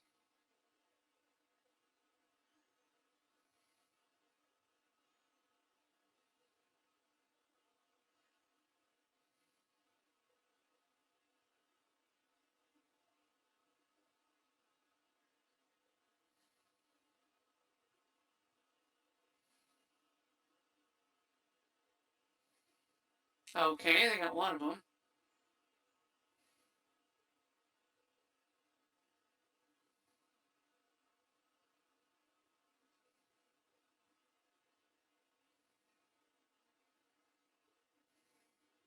Okay.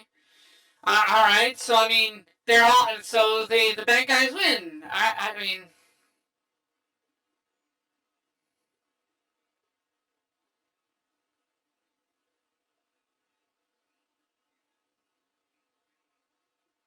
He's able to break his spree knocks, dude.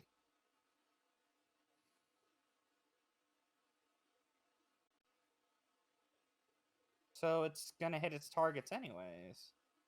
In which, of course, like you said, they knew Yeah, the he bases set it were up. at and just waited for now for the fucking suspense. Yeah. I don't. Yeah. This is. They took way too long to read. I mean, I guess maybe it was on, if it was on the opposite side of the planet, but then how is it casting the laser light thing? Uh,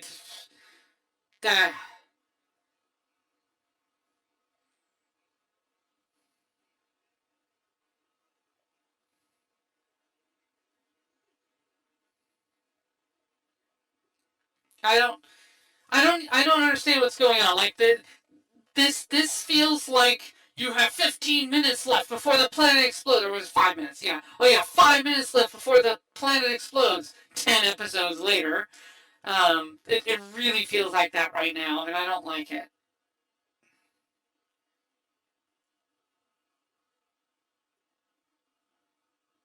What, they're using a drone? Yeah, which Alpha I for some mean, reason can't turn off. I mean,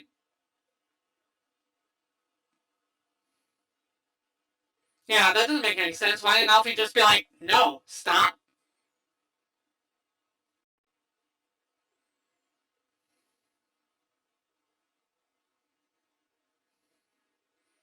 I mean, come on. Obviously, Alfie can control this. It's clearly a robot.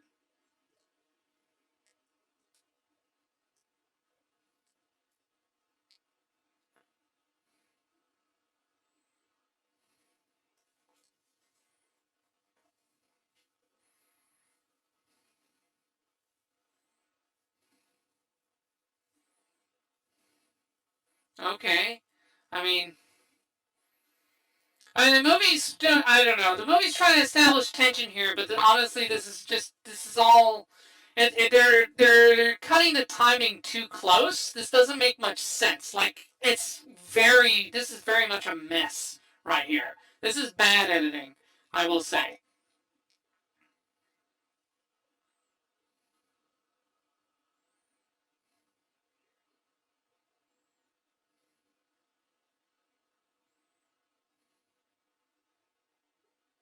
So it didn't redirect the missile. That was just a 10-minute armed explosive? I don't get it. Yeah. The missiles are still going to touch down, though. Yeah, like you haven't Why did saved that anybody. disarm them? Because that's how nukes work? Sure. Yeah. You're telling me these dumbasses designed, those type of missiles to only be active if they are continuously connected to fucking the machine? What? Oh, how What? That makes... Okay, that defies all logic and common sense. What? What? It would only make sense if the missiles were hit with an EMP, which shut them off. Yeah. Which is an obvious defense that anybody could develop because EMPs are fairly common, as we've established. You have handheld EMPs all over the place. So, considering, you're what? fighting robots, yet your missiles can just easily be taken down, So, how the fuck did this thing stay in the air? Are you telling me that no other warring country would have EMP'd this fucking thing? Yeah, I know. And it has no anti-air defense, as we've established. So, yeah. One missile takes this bitch down. Yeah, this is... it's such a cool design, but it's so impractical. Like, this You makes set no... this up to be like, this will change God. the war. Yet, Alright! it can be destroyed by placing a fucking detonating charge on it? On just one of the missiles? Are you fucking serious? Yeah! That takes all threat away from this. Yeah, this is so dumb. It's Why so did bad. you need Alfie for that? Yeah! You didn't. You could have just snuck an operative on board and done it that way. Yeah, you could have just... like a single terrorist could have snuck on board and done this. I mean, like, seriously, you didn't need Alfie at all. It was completely superfluous. It's so bad. Again, contrivance. Again, They it's take just away like... all threat. I know. Oh, God, it's so bad. It's so bad. Well, we gotta have ended with a big bada boom. It's like, okay. But yeah, they The don't think US about... has this super weapon, but no anti-air defense systems, so they were able to get the weapon on. Shutting it down only temporarily stopped it, so Alfie wasn't necessary. You needed somebody to just get one out, not even explosive. Hey, look at that. That's an artillery shell. Well-placed artillery shell takes the whole thing fucking down. Yeah, basically. Yeah, you're right. I mean, it's a completely useless weapons platform. Yeah. It's...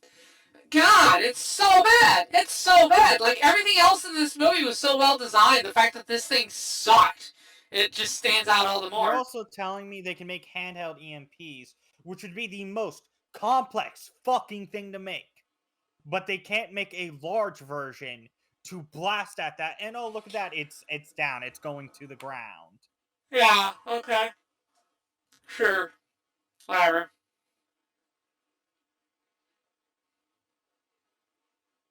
I mean, I like the whole thing, like, Joshua gets reunited with his wife one last time before dying. It's like, okay, sure, I guess, fine. Yeah, that's cool. But it's just how we got there. It's just so stupid. It's so stupid. Why is it so stupid? I would very much like for the stupid to stop now.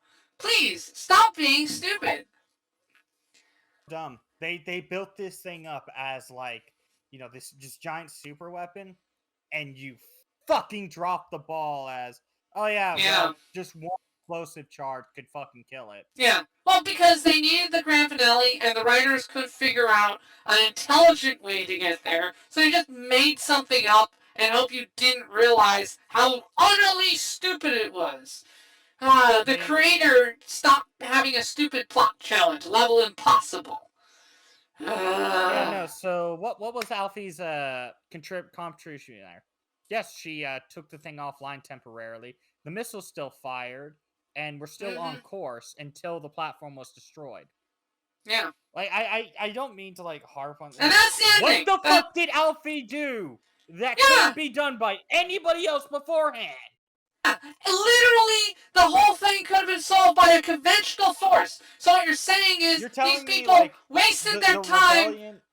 You tell me the rebellion couldn't get one of those tanks? Couldn't have fucking heisted one of those tanks somehow and just lobbed a shell at that fucking thing when it came by, taking the Yeah. whole platform down if they hit? Which, yeah, I get it. The missiles are in the inner circle. Guess what? It's a crescent moon. There's an opening. I can Yeah. shoot into that bitch. Yeah. Yeah. I'm just skipping forward to see if there's like an after credit scene or anything. Let me see. Holy fuck! Yeah, this was bad. I mean, well, no, okay. What makes it worse is that you have an extremely high level of competence when it comes to the world building, the designs, other than like the last half hour, of course. But the designs, the costuming, the special effects, the cinematography, the world is just gorgeous. This is a freaking gorgeous world, and I love it. The music is good, the acting is superb, and that like so very high levels of confidence there, combined with one of the dumbest fucking scripts that I have seen in a bit. Like, my god, this script is so dumb. Like, did a bunch of monkeys banging on typewriters put the script together? Like, cause it has just overused. It's either overused predictable tropes or outright stupidity, with just occasional flashes of cool scenes, and that's it. Like, this is so dumb. It's so stupid, but it's so stupid on the plot, but it's so smart in the world building. I've never seen like even in anime, Such I a can't think of divide. an anime with those such an extreme difference between glorious, gorgeous world building that I absolutely love and adore, and boneheaded, god awful script. I can't think of an anime with that. Usually I can think of an analogy for it, and I can't. Like you Like, pointed out, Last of Us it's 2 for video so. games. Yeah, I'm inclined to agree with you because Last of It's Us such 2 a had, bizarre yeah, thing. yeah, Last of Us 2 had, for what I've heard, I've never played it, had good gameplay and improved the gameplay from the first one, what I heard, but just a god awful script that depended on Joel being a lobotomy patient in order to set up the plot, and then the whole thing just unfolds really stupid. Like, all the characters just really dumb. And Like, how the characters yeah, so. predictable So, tropes.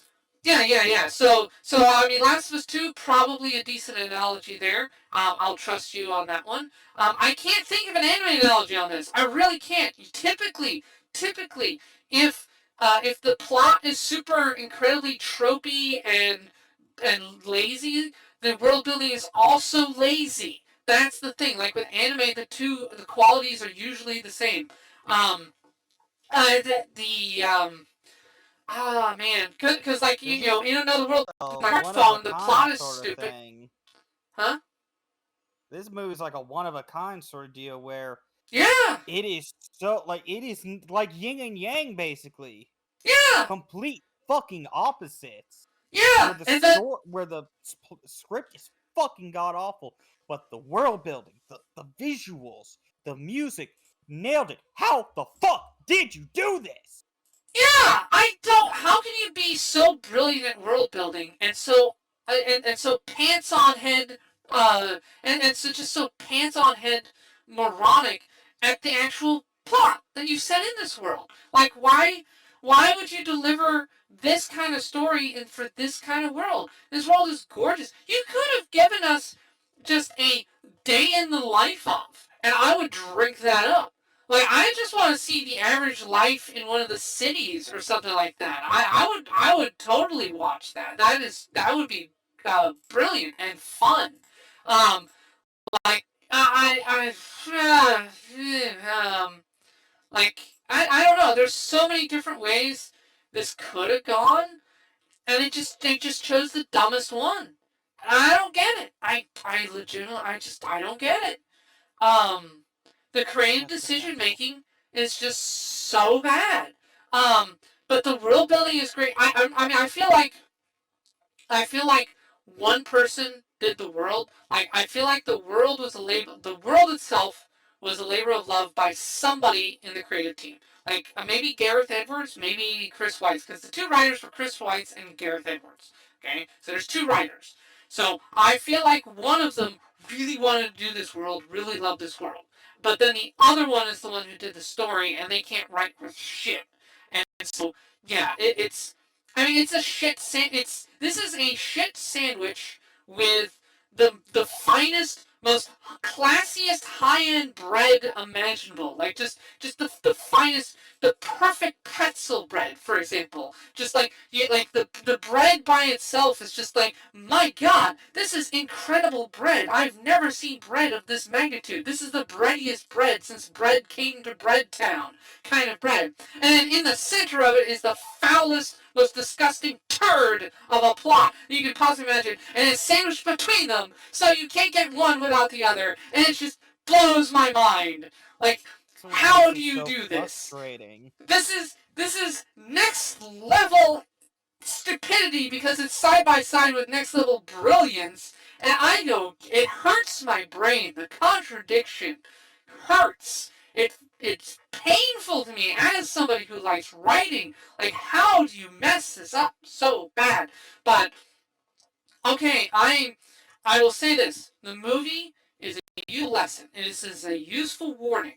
World building is not storytelling. All right, I think this is a great illustration of that. That world building and storytelling are two different things, and you can be good at one and sucky at the other. You can have a good story and have a sucky world, and vice versa. This definitely leans. This is going to be my go-to example for great world building sucky story. Like going forward, like this, it just is. Um, Man, again, I'm trying to think of like okay, no, you know what? Sword Art Online. There you go. This is Sword Art Online. It's worse than Sword Art Online, but it's similar. Because Sword Art Online, great game. Like I love the world of the first half of the season, the Aincrad arc. I love the setting for it. I love the video game. I love the layout. I love the monster designs in there. I wanted to see them playing the game, making their way through the dungeon. And instead, what do I get? I get this moronic, stupid love story between Kirito and Asuna, neither of whom I care about, neither of whom have any personalities, and I want them to both just die so I can focus on the game part, which is the part I actually like.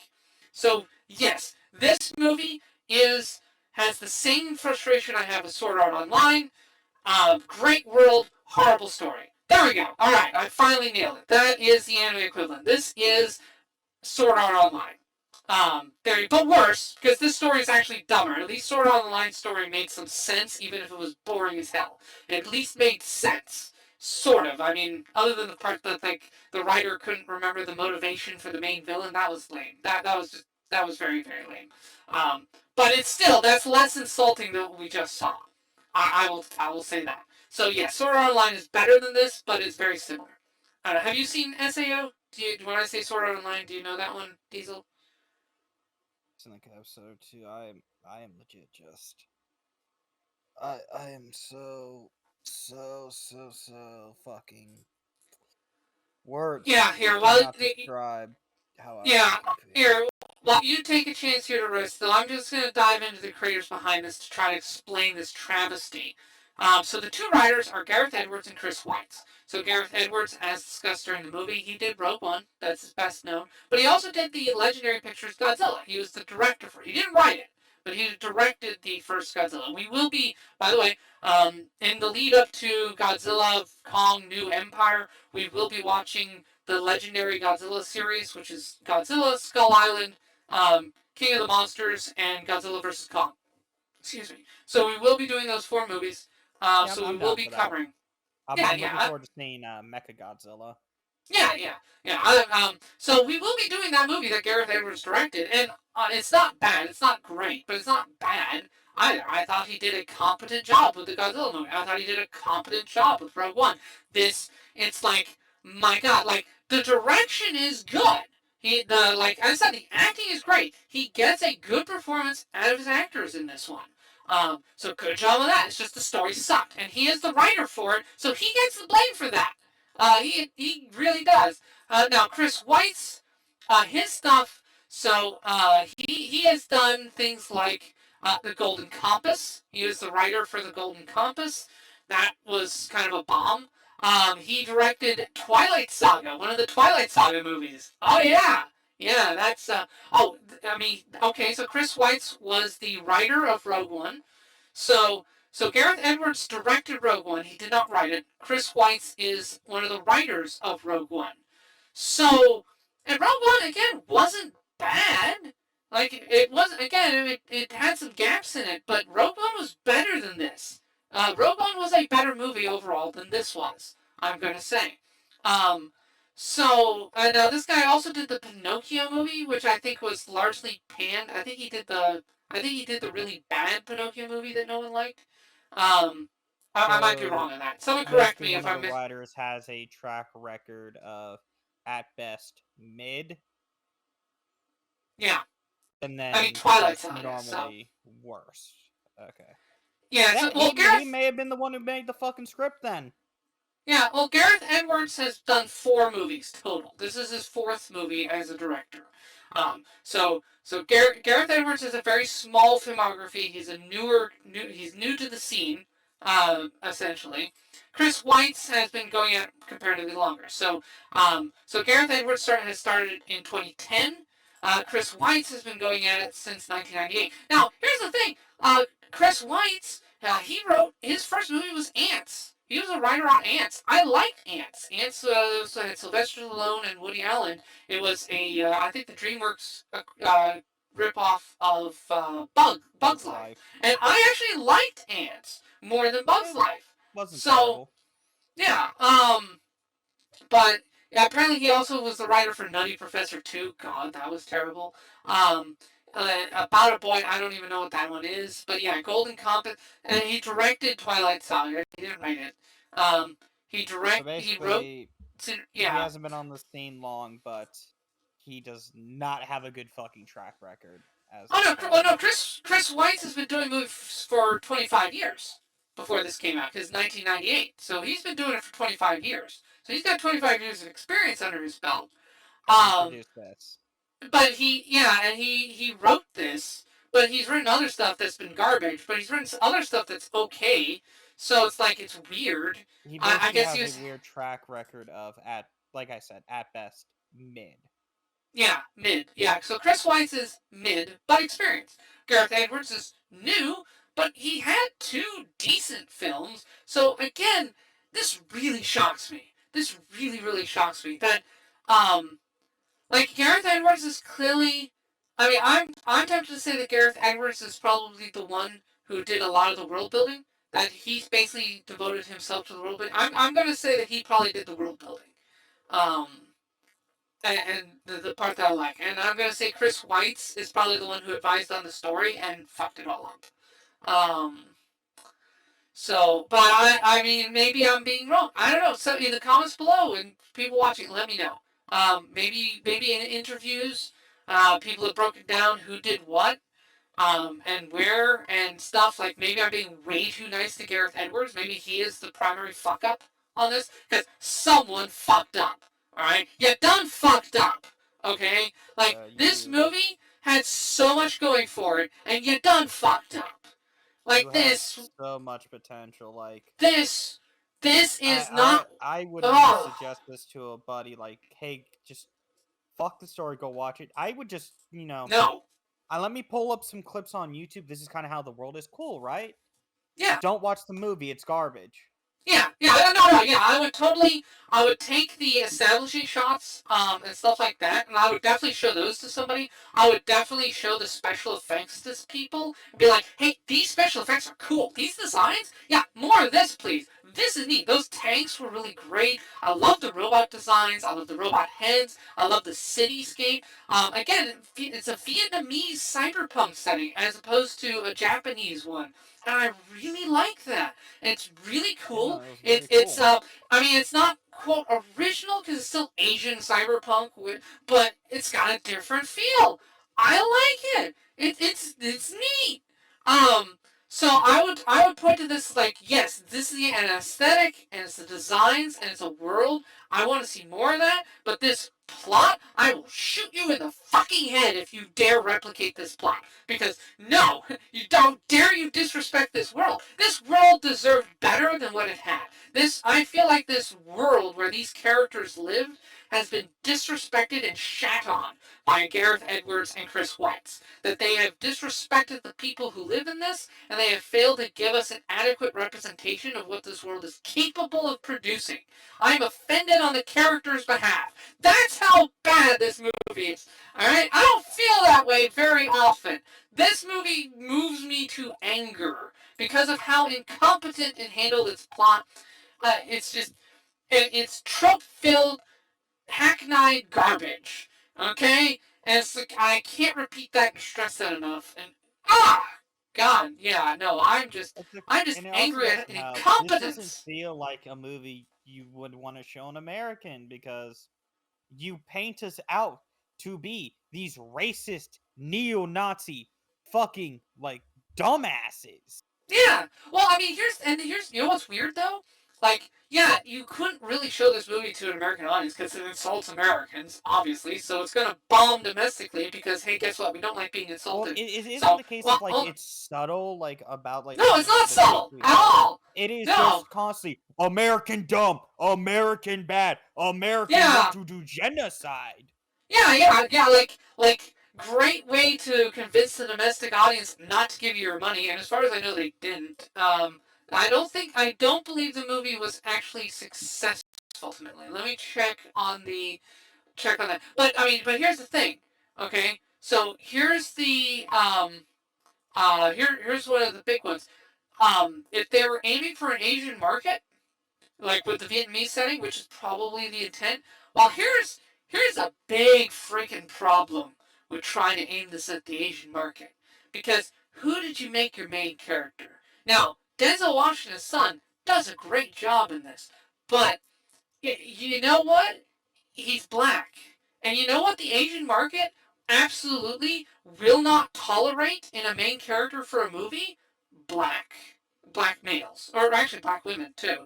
But not only that, you paired him with an Asian female. You know what market absolutely despises interracial couples, especially black and Asian? Now, white Asian you can get away with, but black and Asian, you know what market despises that couple and sees it as racist and horrible? Asian market. Yeah, China is not going to show up to watch this. Nam isn't going to show up to watch this. I'm sorry, you have shot yourself in the foot with all of Asia for seeing And this that's because if the black Asian Chinese interracial. government doesn't Yeah, just say, "Oh, you got that? You're not bringing it into our fucking country." yeah, exactly. No, like you can't have black Asian interracial couples if you expect your movie to do well in Asia. Now, and that is not a. Especially doesn't Oh, help that the movie's setting up that their child also is, what also saved the world. It's just like yeah. you are But setting up like yeah. Well, no. Well, because you're and I want to clarify this. I'm not saying it's like, oh my God, you're saying Asians are racist. No, this is. I'm speaking in factual marketing terms. It is a well-known fact that African American leads, black leads, don't play well in Asia, and that the Asian market especially despises the trope of black male with Asian female. They don't like it. It does not play well there. It has never played there well. They don't like it. It's not something that they want to see. And if you put it in your movie, it's going to bomb in Asia. And as far as I know, it probably did bomb in Asia and because I don't. I'm still looking up the marketing on this. Give me one sec here. All right, it was released and September they 29th. and Um, as much as like yes, not all Asians are racist, but there's definitely there's a hierarchy to them to a degree of yeah, they will look down upon each other depending where they're from. yeah. Oh, here we go. Yeah, so it grossed 40 million domestic and 60 million internationally. So it only made $100 million. That's How that's much did pretty it bad. cost to make? I'm not sure what the budget was. Now the budget wasn't super high. It didn't cost a ton of money to make. That was one of the things. So I think it broke even. Oh, 80 million. No, it So it cost 80 million to make, and it made 100 million. So it made a wow. In marketing, it probably did not, because marketing is usually equal to your production budget. So 80 million to make, 80 million to market. That's 160. It made 100 million total. So it may have lost some money. It didn't. It's not a bomb. It's not a if we're bomb, being but generous, broke even. yeah, if we're being generous, it broke even. But I see why. It only made 40 million domestic. I mean, that's honestly that's not good. That's not good. Because and it probably would have made more if it wasn't insulting American audiences. But it probably would have made more internationally if they had been smarter about the casting on that. Or if they had just changed it up a little bit. I mean, you can have Denzel Washington's son star in the movie, just change the love interest to not Asian. That would be It's more also acceptable the to those case foreign you're audiences. setting up that an American is also the hero. Yeah, true. Yeah, he's also an African American specifically, which is oops, oops. You're That's constantly another bashing oopsie. us, yet it's just but an African American is the main hero Yeah, yeah. alongside No, their if interracial baby.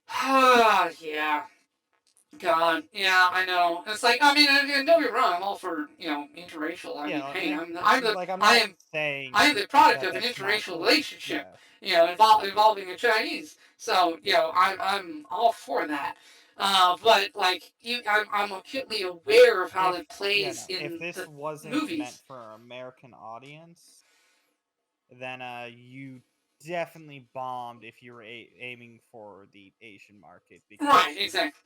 So if what the is goal there to the fucking just Yeah, if the goal was to screw the domestic market, go for international, it failed horribly because it doesn't have the keys to success for what you need international. Well, okay, well if the success was to appeal to domestic, then the screenplay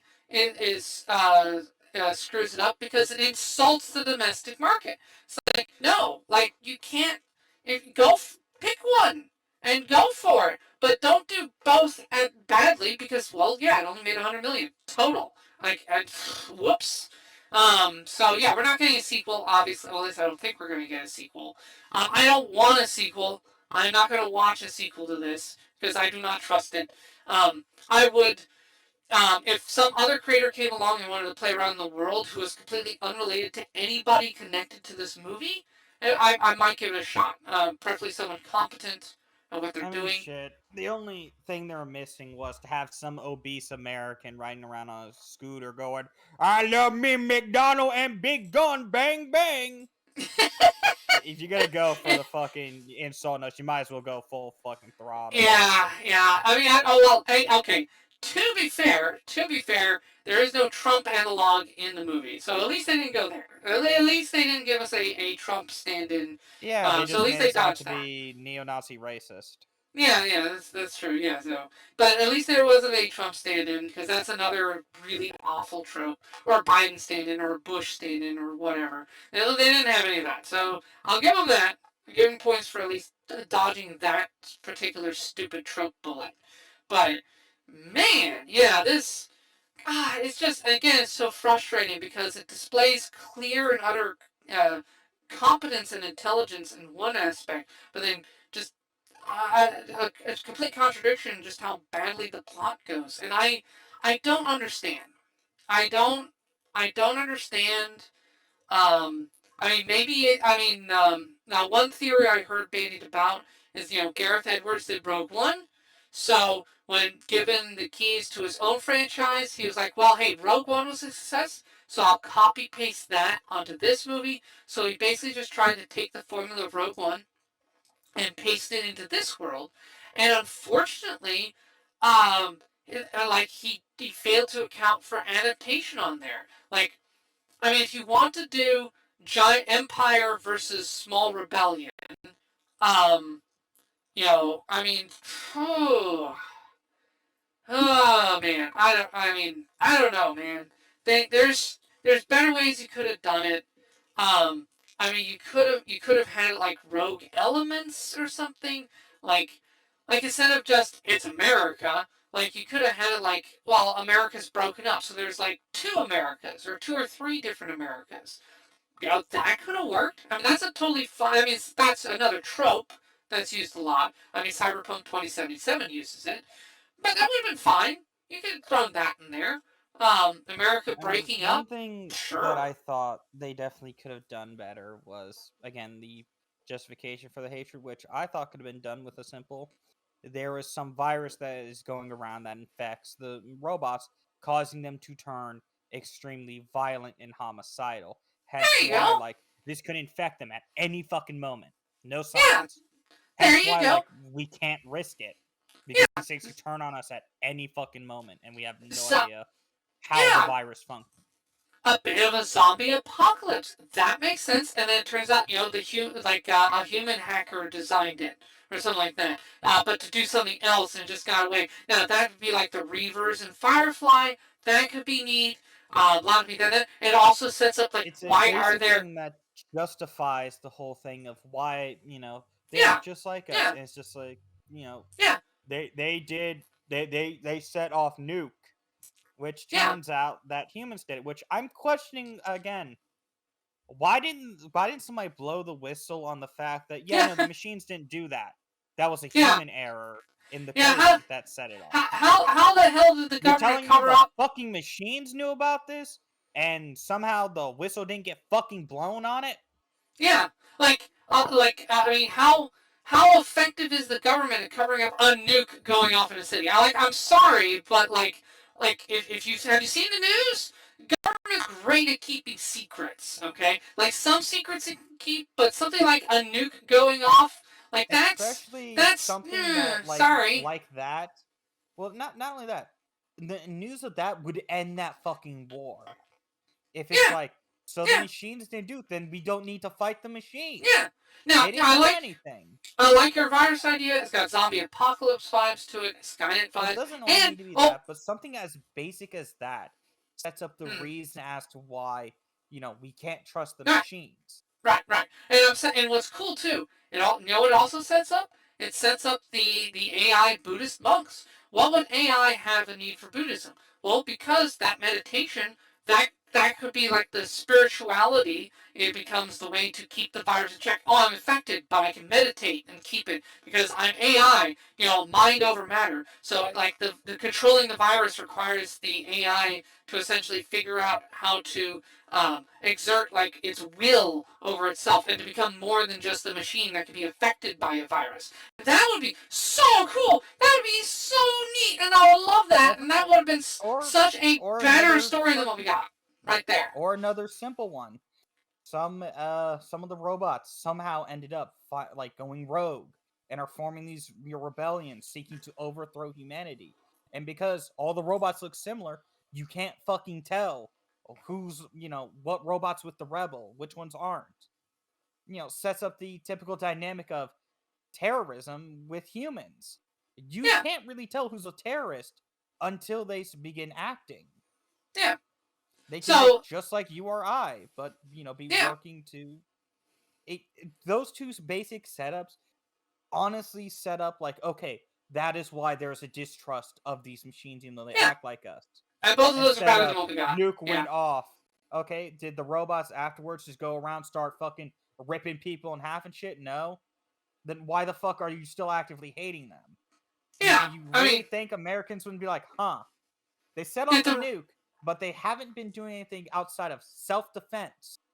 Yeah. Huh? Did the robot organizations disavow the nuke and be like, "Hey, we didn't do it. We have nothing to do with these guys. Nope, it wasn't us." Like, I mean that also says something too. I mean, obviously they would because they legitimately didn't do it. If the airlines didn't do it, so obviously they would disavow the thing. They would say, "We didn't do that. It's not us." They would, and it would be truthful. So yeah. So actually, yeah. You know what? This is a great dovetail. Let's try to make a better script. I think you've already got a couple ideas. Like have it be a virus, then the virus can tie back to unintended consequences.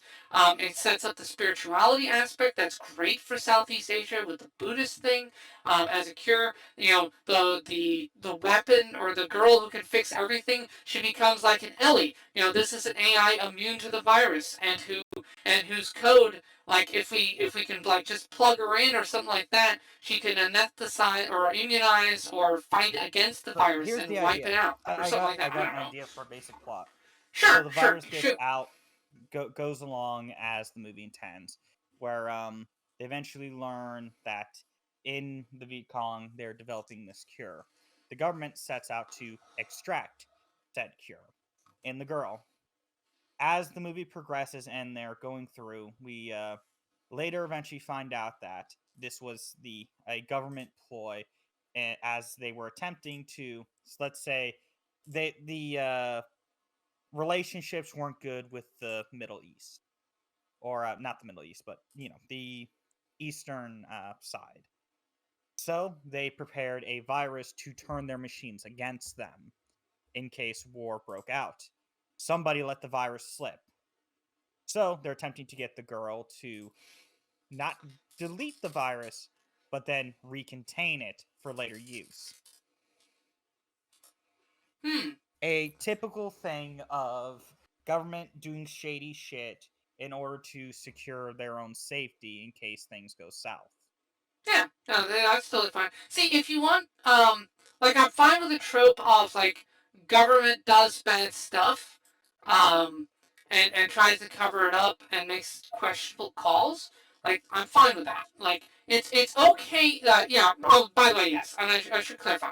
I am not saying, oh my God, you must always portray America as glorious and shining and honorable and without I do flaw. know No, absolutely not. I'm No. trying to go off of Yeah. based with how the movie wants to do this. I'm going at it a more Right, intelligent right. way. No, no, no. I'm not. I'm not talking to you. I'm talking to the general audience. I don't want. I want. I'm just correcting people before an argument is made. I'm heading things off. So what I want people to understand. So the viewers at home.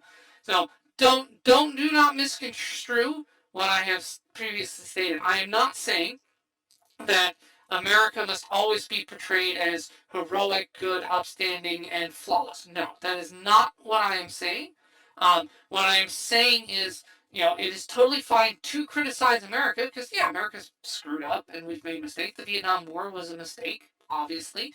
That was an error. It's fine to criticize, America's mistakes and missteps. Our current government is obviously very flawed, in a lot of different ways. You're allowed to criticize that. But when you make the criticisms, the problem this movie had is it lacked nuance. There was no nuance. There was no understanding. It was super heavy-handed, and it went too far to do it, and so it ended up boring and frustrating and dumb and insulting, and that's not cool. Like criticisms are one thing, but make them intelligent. Don't beat us over the head with bad tropes and expect that to substitute as clever writing. No.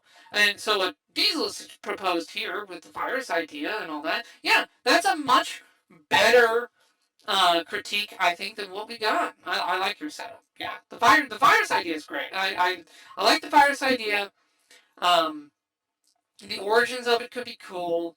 Um, the control on it, yeah, no, to me that makes. I normally I would go through and make. I know I proposed, hey, let's fix the movie, but like, man, I'm so tired from having watched this and being so frustrated and stuff that I can't really brainstorm as much as I normally would. I'll probably think of like Or a dozen different ways another to. idea Sure, I thought of would be the virus was made by the girl, fuck it, the Maya. Maya. Yeah, it was made by her to try to end the what was going on. But like, I'm trying to think of how to phrase this. Basically, I like you get where I'm going with this. Basically, she made the virus to Mm, try to assist in some war or something like that. okay. Shit went south. Now she made the cure, but needs it to be like Yeah, it's it not needs it entirely to be there because my widespread or brain's something. kind of fucking fried from this. But Yeah, again, it's yeah, the case yeah. of It's fine. a But no, I virus get the general thing. would work and make so much more sense considering you can say, well, like, how's it spread? Spreads through networks. They're robots. They have to be connected to some networks. So there's no way of knowing infection until it's too late. Right, and so Unlike you a have zombie, like, oh, you're bit, yeah. you're gonna That's turn. right, and so the AI start to take a habit of disconnecting from the network, which in turn causes isolation, because they can no longer like talk as much. They can physically talk, but it requires them to become more human-like because humans we're not plugged into a network all the time. So because they disconnect from the network, that in turn causes them to become more human-like, which in turn alters their behavior, which would explain why the robots are starting to mirror humanity more, because maybe they used to have their own unique culture. Virus came, disrupted it, and so now you have an analogy for example, Native Americans when they had smallpox breaking out. You know, they lost a lot of their native culture because their civilization collapsed because a lot of them died. So you can have a Yeah. similar The way trope they there. could set this That would up have been cool. easily is to show to where the robots are hesitant to do it, considering potentially disconnecting from the network.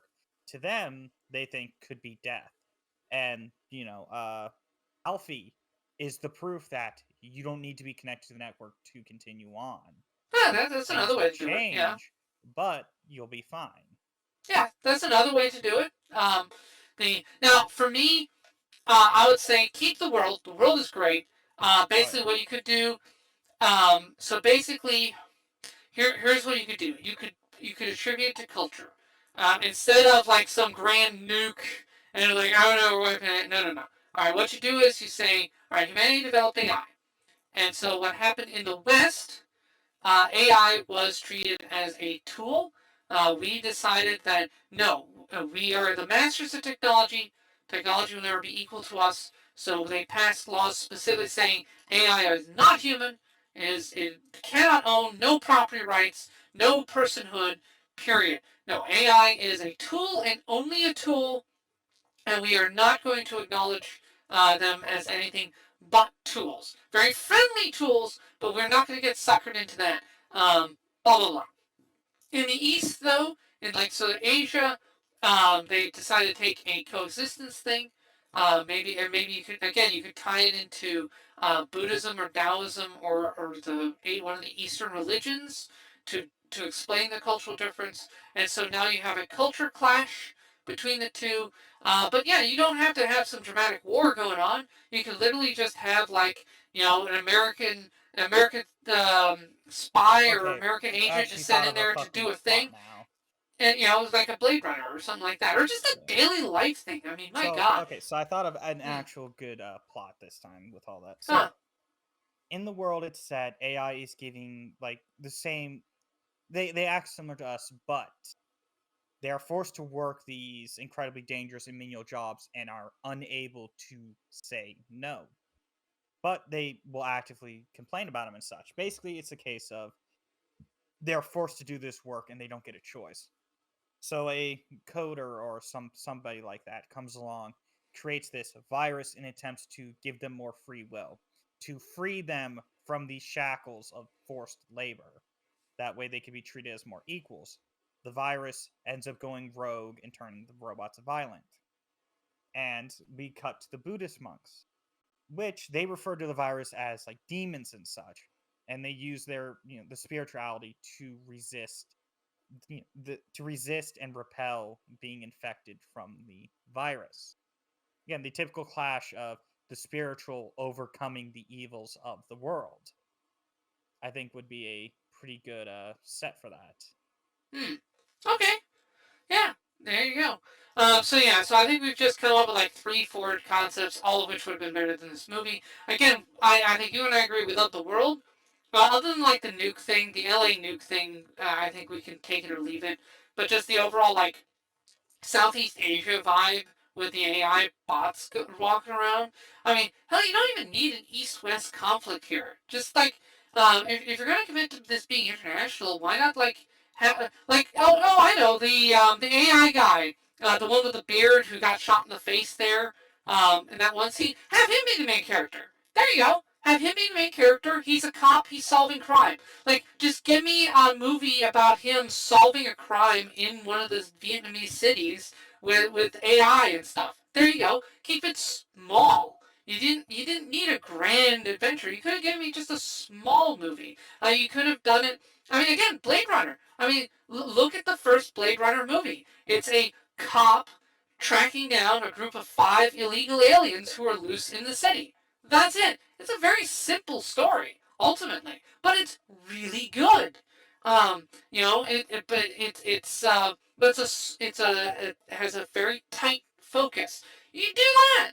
Like, why didn't they just rip off Blade It Runner? could have been It's could have just, it been would the have been cop. fine. Yeah, it could have been the cop dude. They could have set up a simple thing of one of the robots is being framed for a murder done by a human, and he has to go Yeah, and do detective work to find the fucker. yeah. Now, actually, here, okay, no. Here you go. If you want Denzel Washington's son to be the main character, because he's a good actor, okay, have him be. He's an American in the Vietnam. There, he used to be special forces. They were hunting all this stuff. You know, his wife got killed. He's haunted by the memories of that. But now he works as a cop locally here because he didn't want to go back. He didn't want to go back to America. He just quit wandering in the wilderness. He went native, and so now we're dealing with him. And then, like, so as he's digging into this cop mystery, it's like flashing him back to, you know, what the original case with the special forces. May not necessarily tie in, but it's got parallels to it that are stirring things in him. That would be cool because he's capable of such good emotion and stuff Oh like that. Like, the actor is so, like, that scene where he essentially kills his wife by tranking her off life support. That by itself is an excellent scene. That was powerfully acted. If the writing had been better leading up to it, it would have actually hit, as you said. Like, it would have had me tearing up. It would have had you tearing up if the writing had been good. But by itself, excellent scene, superb. oh yeah. So I would want a movie that could capitalize on that guy's ability to express such powerful emotion, and I would want a story on that. So yeah, making him a former military guy who's now a cop, and he's just his job's now to keep lookout for the city, and he ends up with this, you know, protecting this kid, you know, who maybe he's a witness. There you go. The kid's a witness to something, and blah blah blah. Maybe it ties to something big. Maybe it doesn't. Who knows? But it makes him reminds him of his dead wife who got killed in a special op that went horribly wrong. There you go. I mean, those are the basics that you need right there. And then maybe a lead comes along that's like, oh, you know, about his wife or something like that, and that stirs him to, like, you know, start bending the rules or breaking the rules, trying to hunt down this, like, lead on his wife. It's like, wait, my wife's still alive? Wait, what? I thought she was dead. You know, that would be so much more compelling. You didn't need a giant blow it all up with the giant orbital space station, as cool as that is. Like, you could keep it small and personal, because this movie excels story wise. I will say the good bits of the story on this movie were when they were personal, when it focused on him, the dynamic between the main character's relationship with his wife, the relationship with the dead child they had together, that's where the story was strongest. Those are the parts that did not offend me and didn't piss me off, because those were good. Those were human. So clearly the writers can do human stuff. They should have gone that route. They just got too obsessed with going big. It's like, no, you don't have to go big. You could have just made it human level, and it would have been fine. The world. They didn't. Oh, you know what? There you go. They didn't believe in the world enough. They didn't, because in order for a small story to work, your world has to really feel lived in and have a spark and feel interesting. Okay, and so they went big because they thought they had to throw in a bunch of big spectacle in order to hold audience attention. But no, their world's interesting enough to stand on its own. They could have gone small, they could have gone human, and the world would have carried it so far because, you know, just being immersed in this world, in this city that they've created, would have held my interest, probably would have held your interest, and they could have told Oh a yeah. very small human tale, not gone too overboard, and would have been very direct and poignant and somber. They could have had the next Blade Runner here. Like, their talented world building, they could have had the next Blade Runner if they played their cards right. And they fucked it up. Ah, oh, so frustrating. Sorry, that was a very long tangent. But what do you think of that? Do you think, like, narrowing the scope would have helped them? Yeah, no, because it really felt like it also didn't help the thing they were trying to sell, like this big weapon of mass destruction. You know, this fucking it's so easily defeated. Yeah. A ground to air missile, an artillery cannon can fucking take it out. Yeah. And you're telling me they need this little girl who's basically walking like I'd say EMP, like she's what she is. You needed her to go disable it so somebody could go and plant a breaching charge on one of the missiles and then detonate it. You're Yeah. telling It me just. they needed her for that? Yeah. Yeah. I'm not buying it, but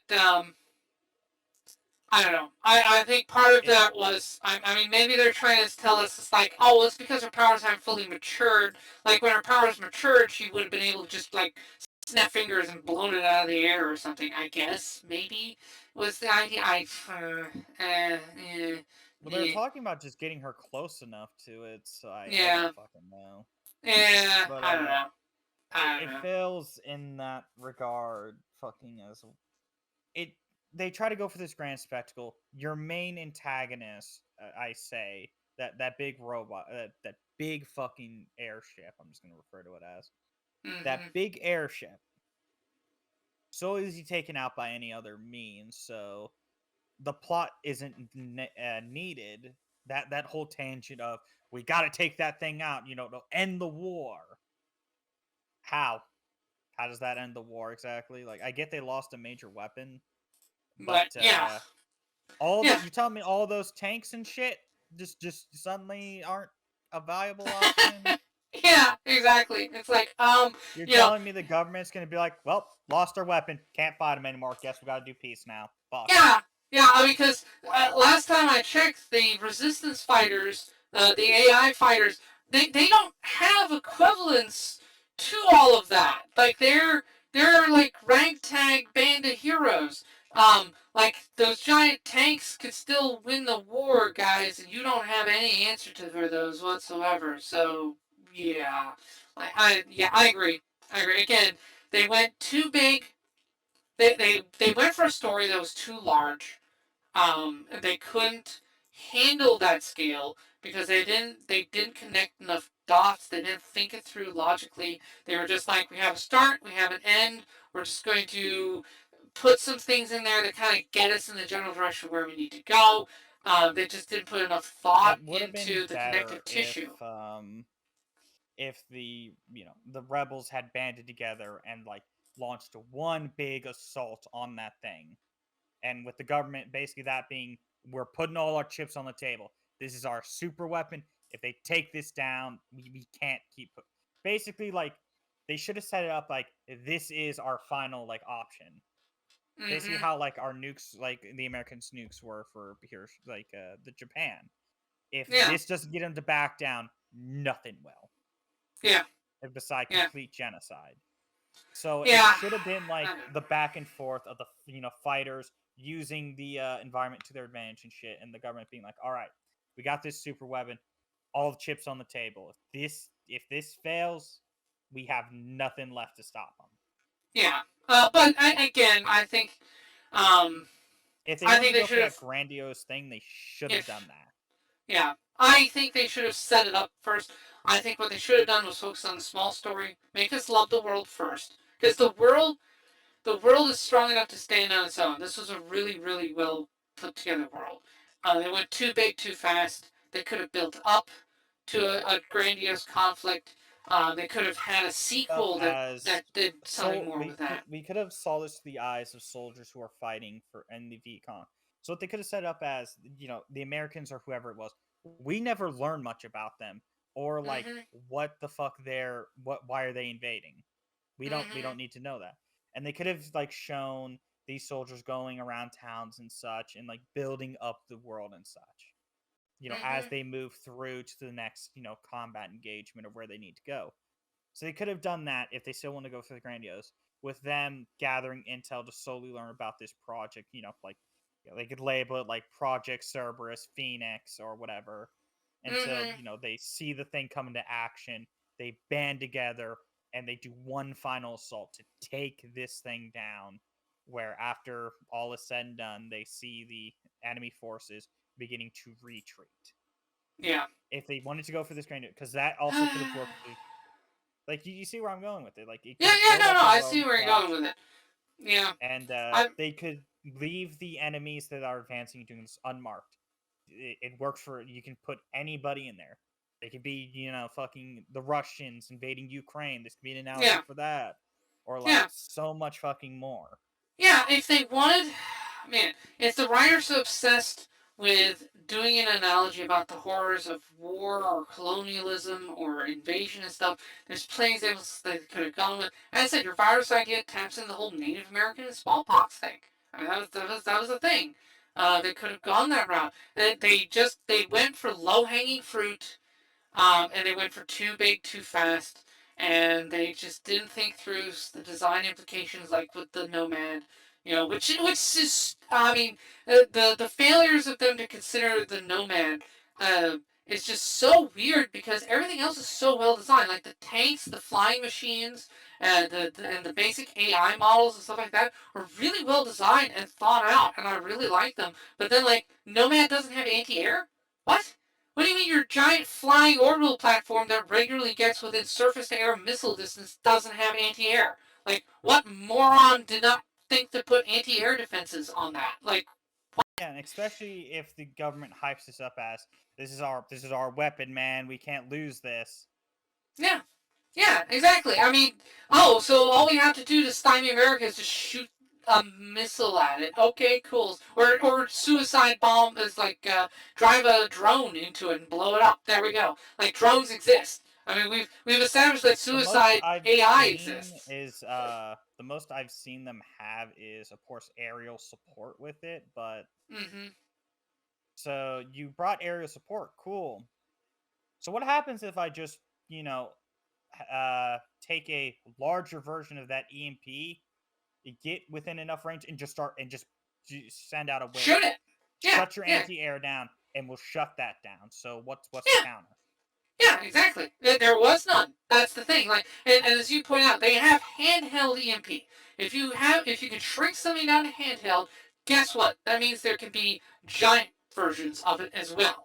Okay, For because something like small is EMP harder. that works that effectively, that is very compact. That is very that it's Yeah, that means a bigger one existed. yeah, That's how you exactly. do with gun. That's how we got guns.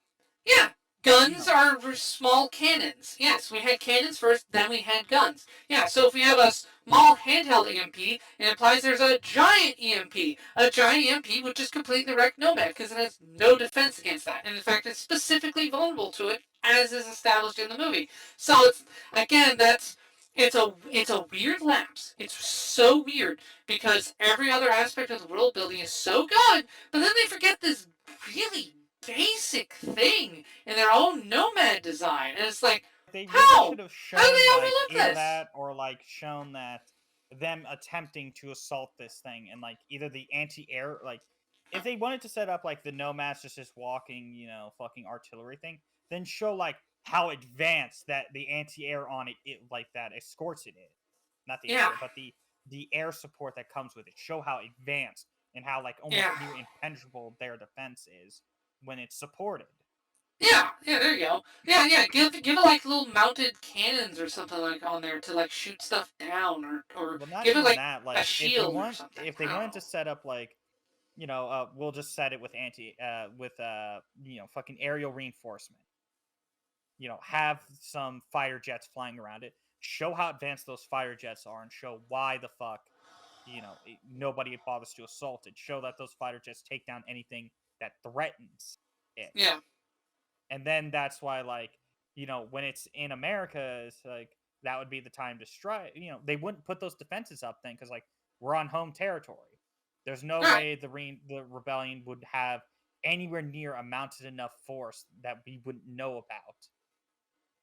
Hence why they would, have those defenses lowered and would be able to get to it. But it isn't shown. Like, it's shown to be incredibly devastating from air to ground, but we don't see it engage in aerial combat. Yeah, yeah. I don't. All right, my energy's pretty drained here. Oh, I'm kind of ready to pack it in. How about you? You got any Yeah. other further ideas, or are you ready to call it quits on this? Yeah, I'm ready to call it quits again. So much Okay. potential. So what? Potential. final grade for the movie. I know we haven't been getting grades for movies lately, but like this one, I just want to like final grade. Like, what tier would you put this in? I can't give it a visuals. I give solid A to S. Story, it's an F. It fails Yeah, in every aspect of just everything. yeah. You I'll told Demo. Well, I'll give it a fucking what's above a F, like a D. D. D. You told a basic, somewhat cohesive story. Good job. Okay. You did what a fucking 5-year-old could do. Yeah. I'm gonna go with the same split. World building is an A or an S. Like I would love to see some other movie set in this world that completely ignores that this movie exists because I don't want this movie to exist. Story wise, yeah, this is a D tier. The story is a D tier. Like it's bad. So I've gotten away from myself. I should be emphasizing my own tiers more because I started out with it. So for those are like S tier is super exceptional. So that's like your Violet Evergarden or some of the Ghiblis, things like that. Like really like just top tier, superlative examples of their genre. Right, is S tier. A tier, solid. Like maybe needs just a little more polish to get into S tier, but man, these are like must watches. Trying to think. I can't think of any off the top of my head. B tier, fun watch, fun to see it. It's you're gonna have a good time. Chainsaw Man is like an A tier because it's very competently done, but it's a fun watch. So I would say like B tier would be. I don't think I've done a B tier yet on Bike Club. Oh, Hazbin Hotel. There we go. Hazbin Hotel is a B tier. It's not like oh my god, like super revolutionary or anything, but it's a really fun, solid watch. So Hazbin Hotel is a solid B. C tier is, this has been done before. This could be done better. Clearly flawed. Like, not a complete waste of your time, but like, man, yeah, this could have been a lot better. Redo of Healer, great example of a C tier. Um, it's got some interesting things to it, but man, that could have been done better. Yeah, this is D tier. Creator is a D tier. It is below Redo of Redo of Healer is better than the Creator. There's your hot take for the night. Yeah, D tier. Like, yeah, I feel like I wasted my time on this. Like, Redo of Healer, I watched and I was like, well, okay. I mean, that could have been better, but it had some redeeming qualities. This one, oh man, this one made me hurt. Man, yeah, the world is great, as you said. The world building is very, very good, but the story, um, it's tropey, it's worn out. We've seen this kind of thing a dozen times, but somehow it's worse than the previous times that I've seen these kinds of stories. Like the previous stories I've seen have all done this story better, and more competently, and not without and less stupid. So yeah, D tier. Um, this is Like a I D tier. said, Like I mean, at least it makes. I mean, like you could the reason follow I it. said D tier is congrats. You told a cohesive story like a fucking 5-year-old could. Yeah, yeah. Congrats. Yeah. It's as tired, it's worn out. But I mean, at least I could like understand what's going on. Like I don't approve of what's going on. It doesn't make logical sense. But at least it's like the movie's coherent. Like I can follow the motions from point A to point B. Like F tier to me is just utterly like this thing is a pile of incoherent garbage. Contrivances, you can't follow along with anything. This thing, again, D, major plot holes, but at Yeah, least I can kind of follow the story. yeah. But I can't think of anything more than like this would be the fever dream of like, well, not a fever dream, but like a story a 5-year-old child could make up. Yeah, basically. And it definitely lacks the nuance of an adult. So yeah, it has all the nuance of a 5-year-old. Yes, that's for sure. So yes, I agree with you. So this is D. I think like so for further contrast, like Hunger Games, I would probably put at a C to low B because it was a fun watch, and Rachel Zegler really brought it down because her acting was so bad. But and the plot armor of the character too. So you have those two whammies. So that made it like a low B, maybe put it closer to a C tier. I'd Um, say it's a C. Snow, yeah, again, really good character. I would love to see more yeah, of him, but he really helped. Songbird can go fuck herself. Yeah, exactly. Let's see. I'm trying to think other movies. Well, like, Oppenheimer. Oppenheimer is like A tier for sure. I mean, is it S? Not quite. It could have been a little more solid on a couple things, but like overall, it's A tier. Very Oh much yeah. so. Like I love the overall pacing of it. Fat Man Little Boy, B tier. By contrast, solid acting, solid choices, but not as like man knocking it out of the park as Oppenheimer. Didn't Clearly, capture as much of Oppenheimer's personality yeah. as as But Fat Oppenheimer Man, did. Fat Man and Little Boy didn't have any particular weaknesses, unlike Hunger Games. And well, I mean, it helps that it's drawn from historical stuff. So I mean, you can't have it. Well, you can't have as many plot holes with a history movie. I think. I say that, then I Fair think enough. Pearl Harbor by Michael Bay. You And I'm know, like, oh wait a minute, no, you can't. You Batman Little can't have plot Boy. holes. Oh boy. Fat Man Little Boy is definitely a B. Just they could have, like we've said, could have captured more of Oppenheimer's quirkiness and his personality, Yeah. which of course Oppenheimer did, bumping it up to an A. Yeah. Oh God, actually, you know what? Okay, here's a really hot take for you. So Ruby Gillman, which is a movie that I did on my own early on. Ruby Gillman is, in my opinion, a B tier. So yeah, I'm ranking Ruby Gillman, the animated movie from I think DreamWorks that just absolutely flopped and bombed. I'm saying that that is better than the creator. There you go. That's a hot take for you. Although I don't think I'll get too many arguments on it, surprisingly. But yeah, I would say Ruby Gillman's a B tier because that was a fun movie and didn't have any really super obvious flaws. It was kind of contrived, but it was okay. It was okay. I enjoyed it. I watched it twice and I enjoyed it. So this one I don't want to watch again. I do not want to watch the Uh, creator again. Absolutely not. didn't have somebody like me just screaming through most of this because I am so fucking Yeah, I think you would have actually yeah. gotten a chuckle or two out of Ruby Gillman. I can tell you that it was a amusing movie. I'm not gonna watch it. I'm not gonna watch it a third time, but I watched it twice. It's okay. It's Fair fine. enough. I also got to make sure to put this in the recording document as to why you abuse me. Yes, indeed. Yes, Exhibit this A, definitely you counts. forced me to sit through the creator.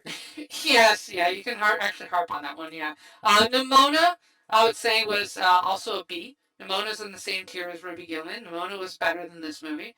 Um, so yeah, I'm just going through like these are you need to okay creator, you need to sit there and listen to all of the things that are better than you, which is almost everything we've reviewed on Byte Club Cinema to date is better than this. We have I'd not say reviewed. Yeah. creator probably could have got bumped up like a couple tiers if Freddy Fazbear showed up. Oh yeah, both FNAF and Willy's Wonderland are better. Like Willy's Wonderland is a C because I mean clearly flawed, but not like awful. But it clearly like needed some improvement. Here, creator. FNAF. Here's a plot idea. All right, they stopped trusting machines after the Byte of '87. There you Oh go. god. Oh my god. Now that's a crossover I want. Yes, the creator at Five Nights at Freddy's. Yes. It's only a theory. A game theory. Yeah, there you go. There's my tribute to Matt Pat God. retiring. Oh my god. Yeah, that's great. No, I love that. Man. All right, let's wrap that up. But yeah, basically everything we've watched to this point has been better than the creator. Now, obviously, are we going to watch things that are worse? Well, Napoleon. We've got Napoleon on the docket. Oh, and I already know that that has been called pretty dang bad. So yeah, Napoleon might be end up being as bad as the creator. I'm gonna say that. I'm totally willing to believe Napoleon might be D tier, same as the creator. Oh yeah. Um, Now there might be anime that I end up watching that's also D tier. I'm not gonna purposefully watch an anime that's D tier other than like one, X-Arm. I do want to watch X-Arm with you, Diesel. And we will torture ourselves on that because oh god, I saw the first couple episodes. It is so bad. It is so bad. It might be an F tier anime. Um, I say maybe. I actually, you know what? I think it is. I think it counts as an F tier anime. But we'll watch that together and tear it apart because it failed on just about every aspect an anime couldn't possibly fail at. It's worth going Oh, that's into gonna be for fun. what a glorious and utter failure and mess it is. It is so bad. It is At so bad. least knowing that it's gonna be like bad is gonna make the impact less. Yes, Like that I is true. said, the main reason I'm pissed off is just because the fact that it did so good visuals, lore building, and stuff like that. The fact it did so well on that makes me Yeah, pissed off because it bombed with the story, and that yeah, hurt any chance for this, like us to potentially see more of this world because the story flopped so fucking hard, yeah. and it sucks It's seeing yeah. such potential for like a really interesting sci-fi world get fucking wasted. Yeah, like this could have been its own IP, and the big thing is we need fresh blood. We need new IPs. We've got to stop going back to the well of hey, here's another Star Wars. Hey, here's another Indiana Jones. Hey, here's another comic book movie. Like we need fresh. We need new material, and this We could need have new been blood to inspire others to right. take that risk. This could have been the fresh material to start its own big universe of line of stuff about the creator. It's got the world potential for it, but no, with this, no, it died on the vine. It is dead. It is gone. Whatever potential or future it offered is gone because it sucks. It sucked, and I don't want to be. And I don't want to like yeah, and it started good. Like the beginning of the movie is good. The first like 10, 15 minutes are actually really good on the movie, and I do like them. It's fine. Like the beginning, the beginning 10, 15 minutes are good. Maybe in the first half hour is good. I think you and I were both like, oh God, what's going on? I think when they went into raid the lab, like once the special forces are going into the lab, that's when the movie just falls apart. Like everything leading up to the raid on the lab is fine. Um, and then it just falls apart and never recovers after that. So like Yeah, maybe it's like the it's first 20 to basically 25 like this minutes. was a dam. There were already cracks, but they weren't really showing. And then just a fucking time bomb was like set off, and just the Boom. river of shit Yeah. just could not stop flowing. Yes. No, never ending trash, as Red Letter Media would say. Yes. Endless trash. No, endless trash. That's what they're thinking. Anyway. All right. Let's wrap that up here. So we established this is what a D tier movie looks like, in my opinion, and Diesel's opinion. I concur. Knowing what the low end is, this really helps set other things in comparison. Man, um, oh, all right. I hope we don't. Oh man. So we're gonna be watching Rebel Moon. Rebel Moon's coming up. I've heard things about that one. I'm going in with low expectations on that one. Um, I hope it doesn't hurt as much as this one does. I really hope Rebel Moon doesn't hurt as much. It may be a worse movie, but I hope it doesn't hurt as much like this one, because what really hurt was just the dissonance of the world and the story. The world and story were just two really opposite ends of the spectrum, and that really hurt. It really hurt. That hurt a lot more than I was expecting, because just how disappointing. Oh, you know what? I got it. Last time I felt this level of pain. There we go. So I mentioned Sword Art Online. That's one example. Another good one, AI, artificial intelligence. Stanley Kubrick developed the world, brilliant world. He died before he could make the movie. Steven Spielberg came in with the story, and God, the story was really really blah. Like I mean, it's just like wow, that didn't work. The world is great, and I really wish we could have seen what Kubrick was going to do with it. But the story we got from Spielberg was just blah. Like he did the best he could with the notes Kubrick left behind, but damn, that was such a good world, and we had such a disappointing story set in that world. We will at some point watch AI, because to me, like AI is a movie I have watched like 4 or 5 times, and not because it's good, but because you can see the potential. You can see the potential in the world that Kubrick made, and you can see the potential in like the little bits of Kubrick that's still in the story that Spielberg wrote. Um, but you see how where it falls short of what could have been. What could Kubrick done with it? What masterful story could Kubrick have crafted from this instead of what we got? So yeah, this is similar to AI in disappointment. But they don't have the excuse of the world builder dying before completing the project. Like, at least AI has an excuse because Kubrick fucking died. Nobody died in the making of this, alright? So they don't have an excuse. Um, yeah, unless one of them is dead and they just haven't reported it yet. But yeah, anyway. So the horse that is this movie is clearly dead, and we are continuing to beat it. So let's stop. Um, there you go. There is a transition for you.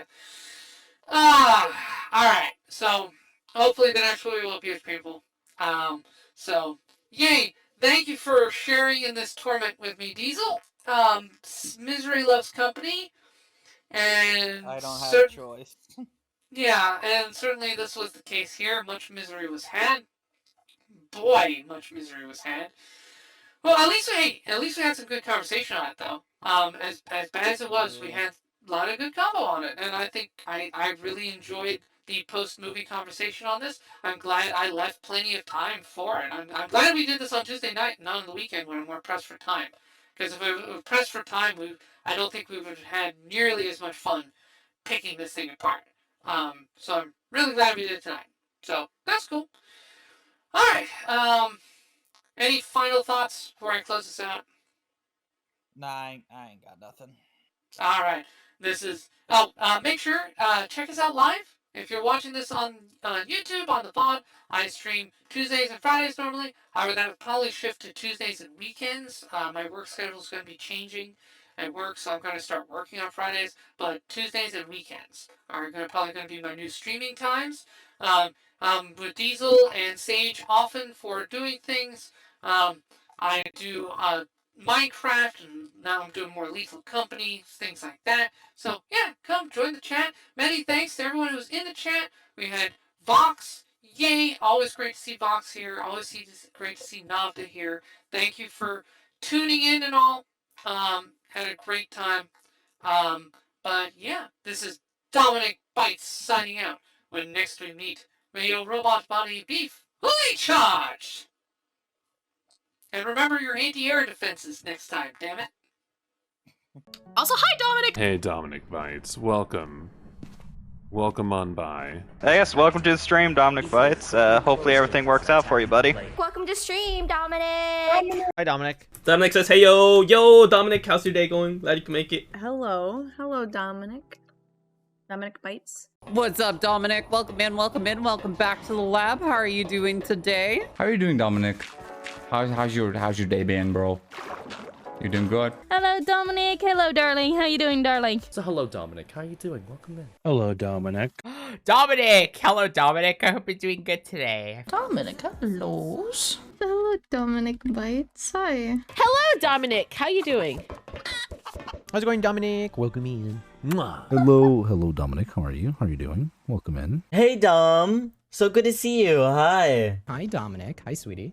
It's good to see you. Hi, Dominic. How you doing? Hi, Dominic. How are you? Lovely to see you. Hi, Dominic. What's up? Hi, Dominic. Hi, Dominic Bytes. Hi, Dominic. How you doing? Hi, Dominic. Hi, Dominic. Dominic, hello. Hello, Dominic Bytes. Hello. Dominic Bytes. Hello. Hey, Dominic. How you doing? Dominic, thank you. Can you stop slamming shit? Hey, Dominic. Dominic Bytes, how's it going? Wait. Hello, Dominic Bytes. Hello. What's up, Dominic? How are you, man? Hey there, hello, Dominic. How you doing, darling? Welcome, yeah? Dominic Bytes, you productive little devil. Dominic Bytes. Oh, it's you. How's it going, y'all? If you haven't already, definitely go check out Dominic Bytes, a super cool and lovely streamer. They're super cool. Very like synthwave, futury vibes. They do like a Byte Club cinema stream. They're an absolute vibe. Love them. Definitely go give them a check out. Go check them out. Go give them your love. Alright, Okay. time to go report. Alright, I'm gonna do the raid now, so yeah, if you want to get going and lick your wounds, get some sleep, crawl back into your... I gotta go turn this into Demon Protective Services. Okay, yes.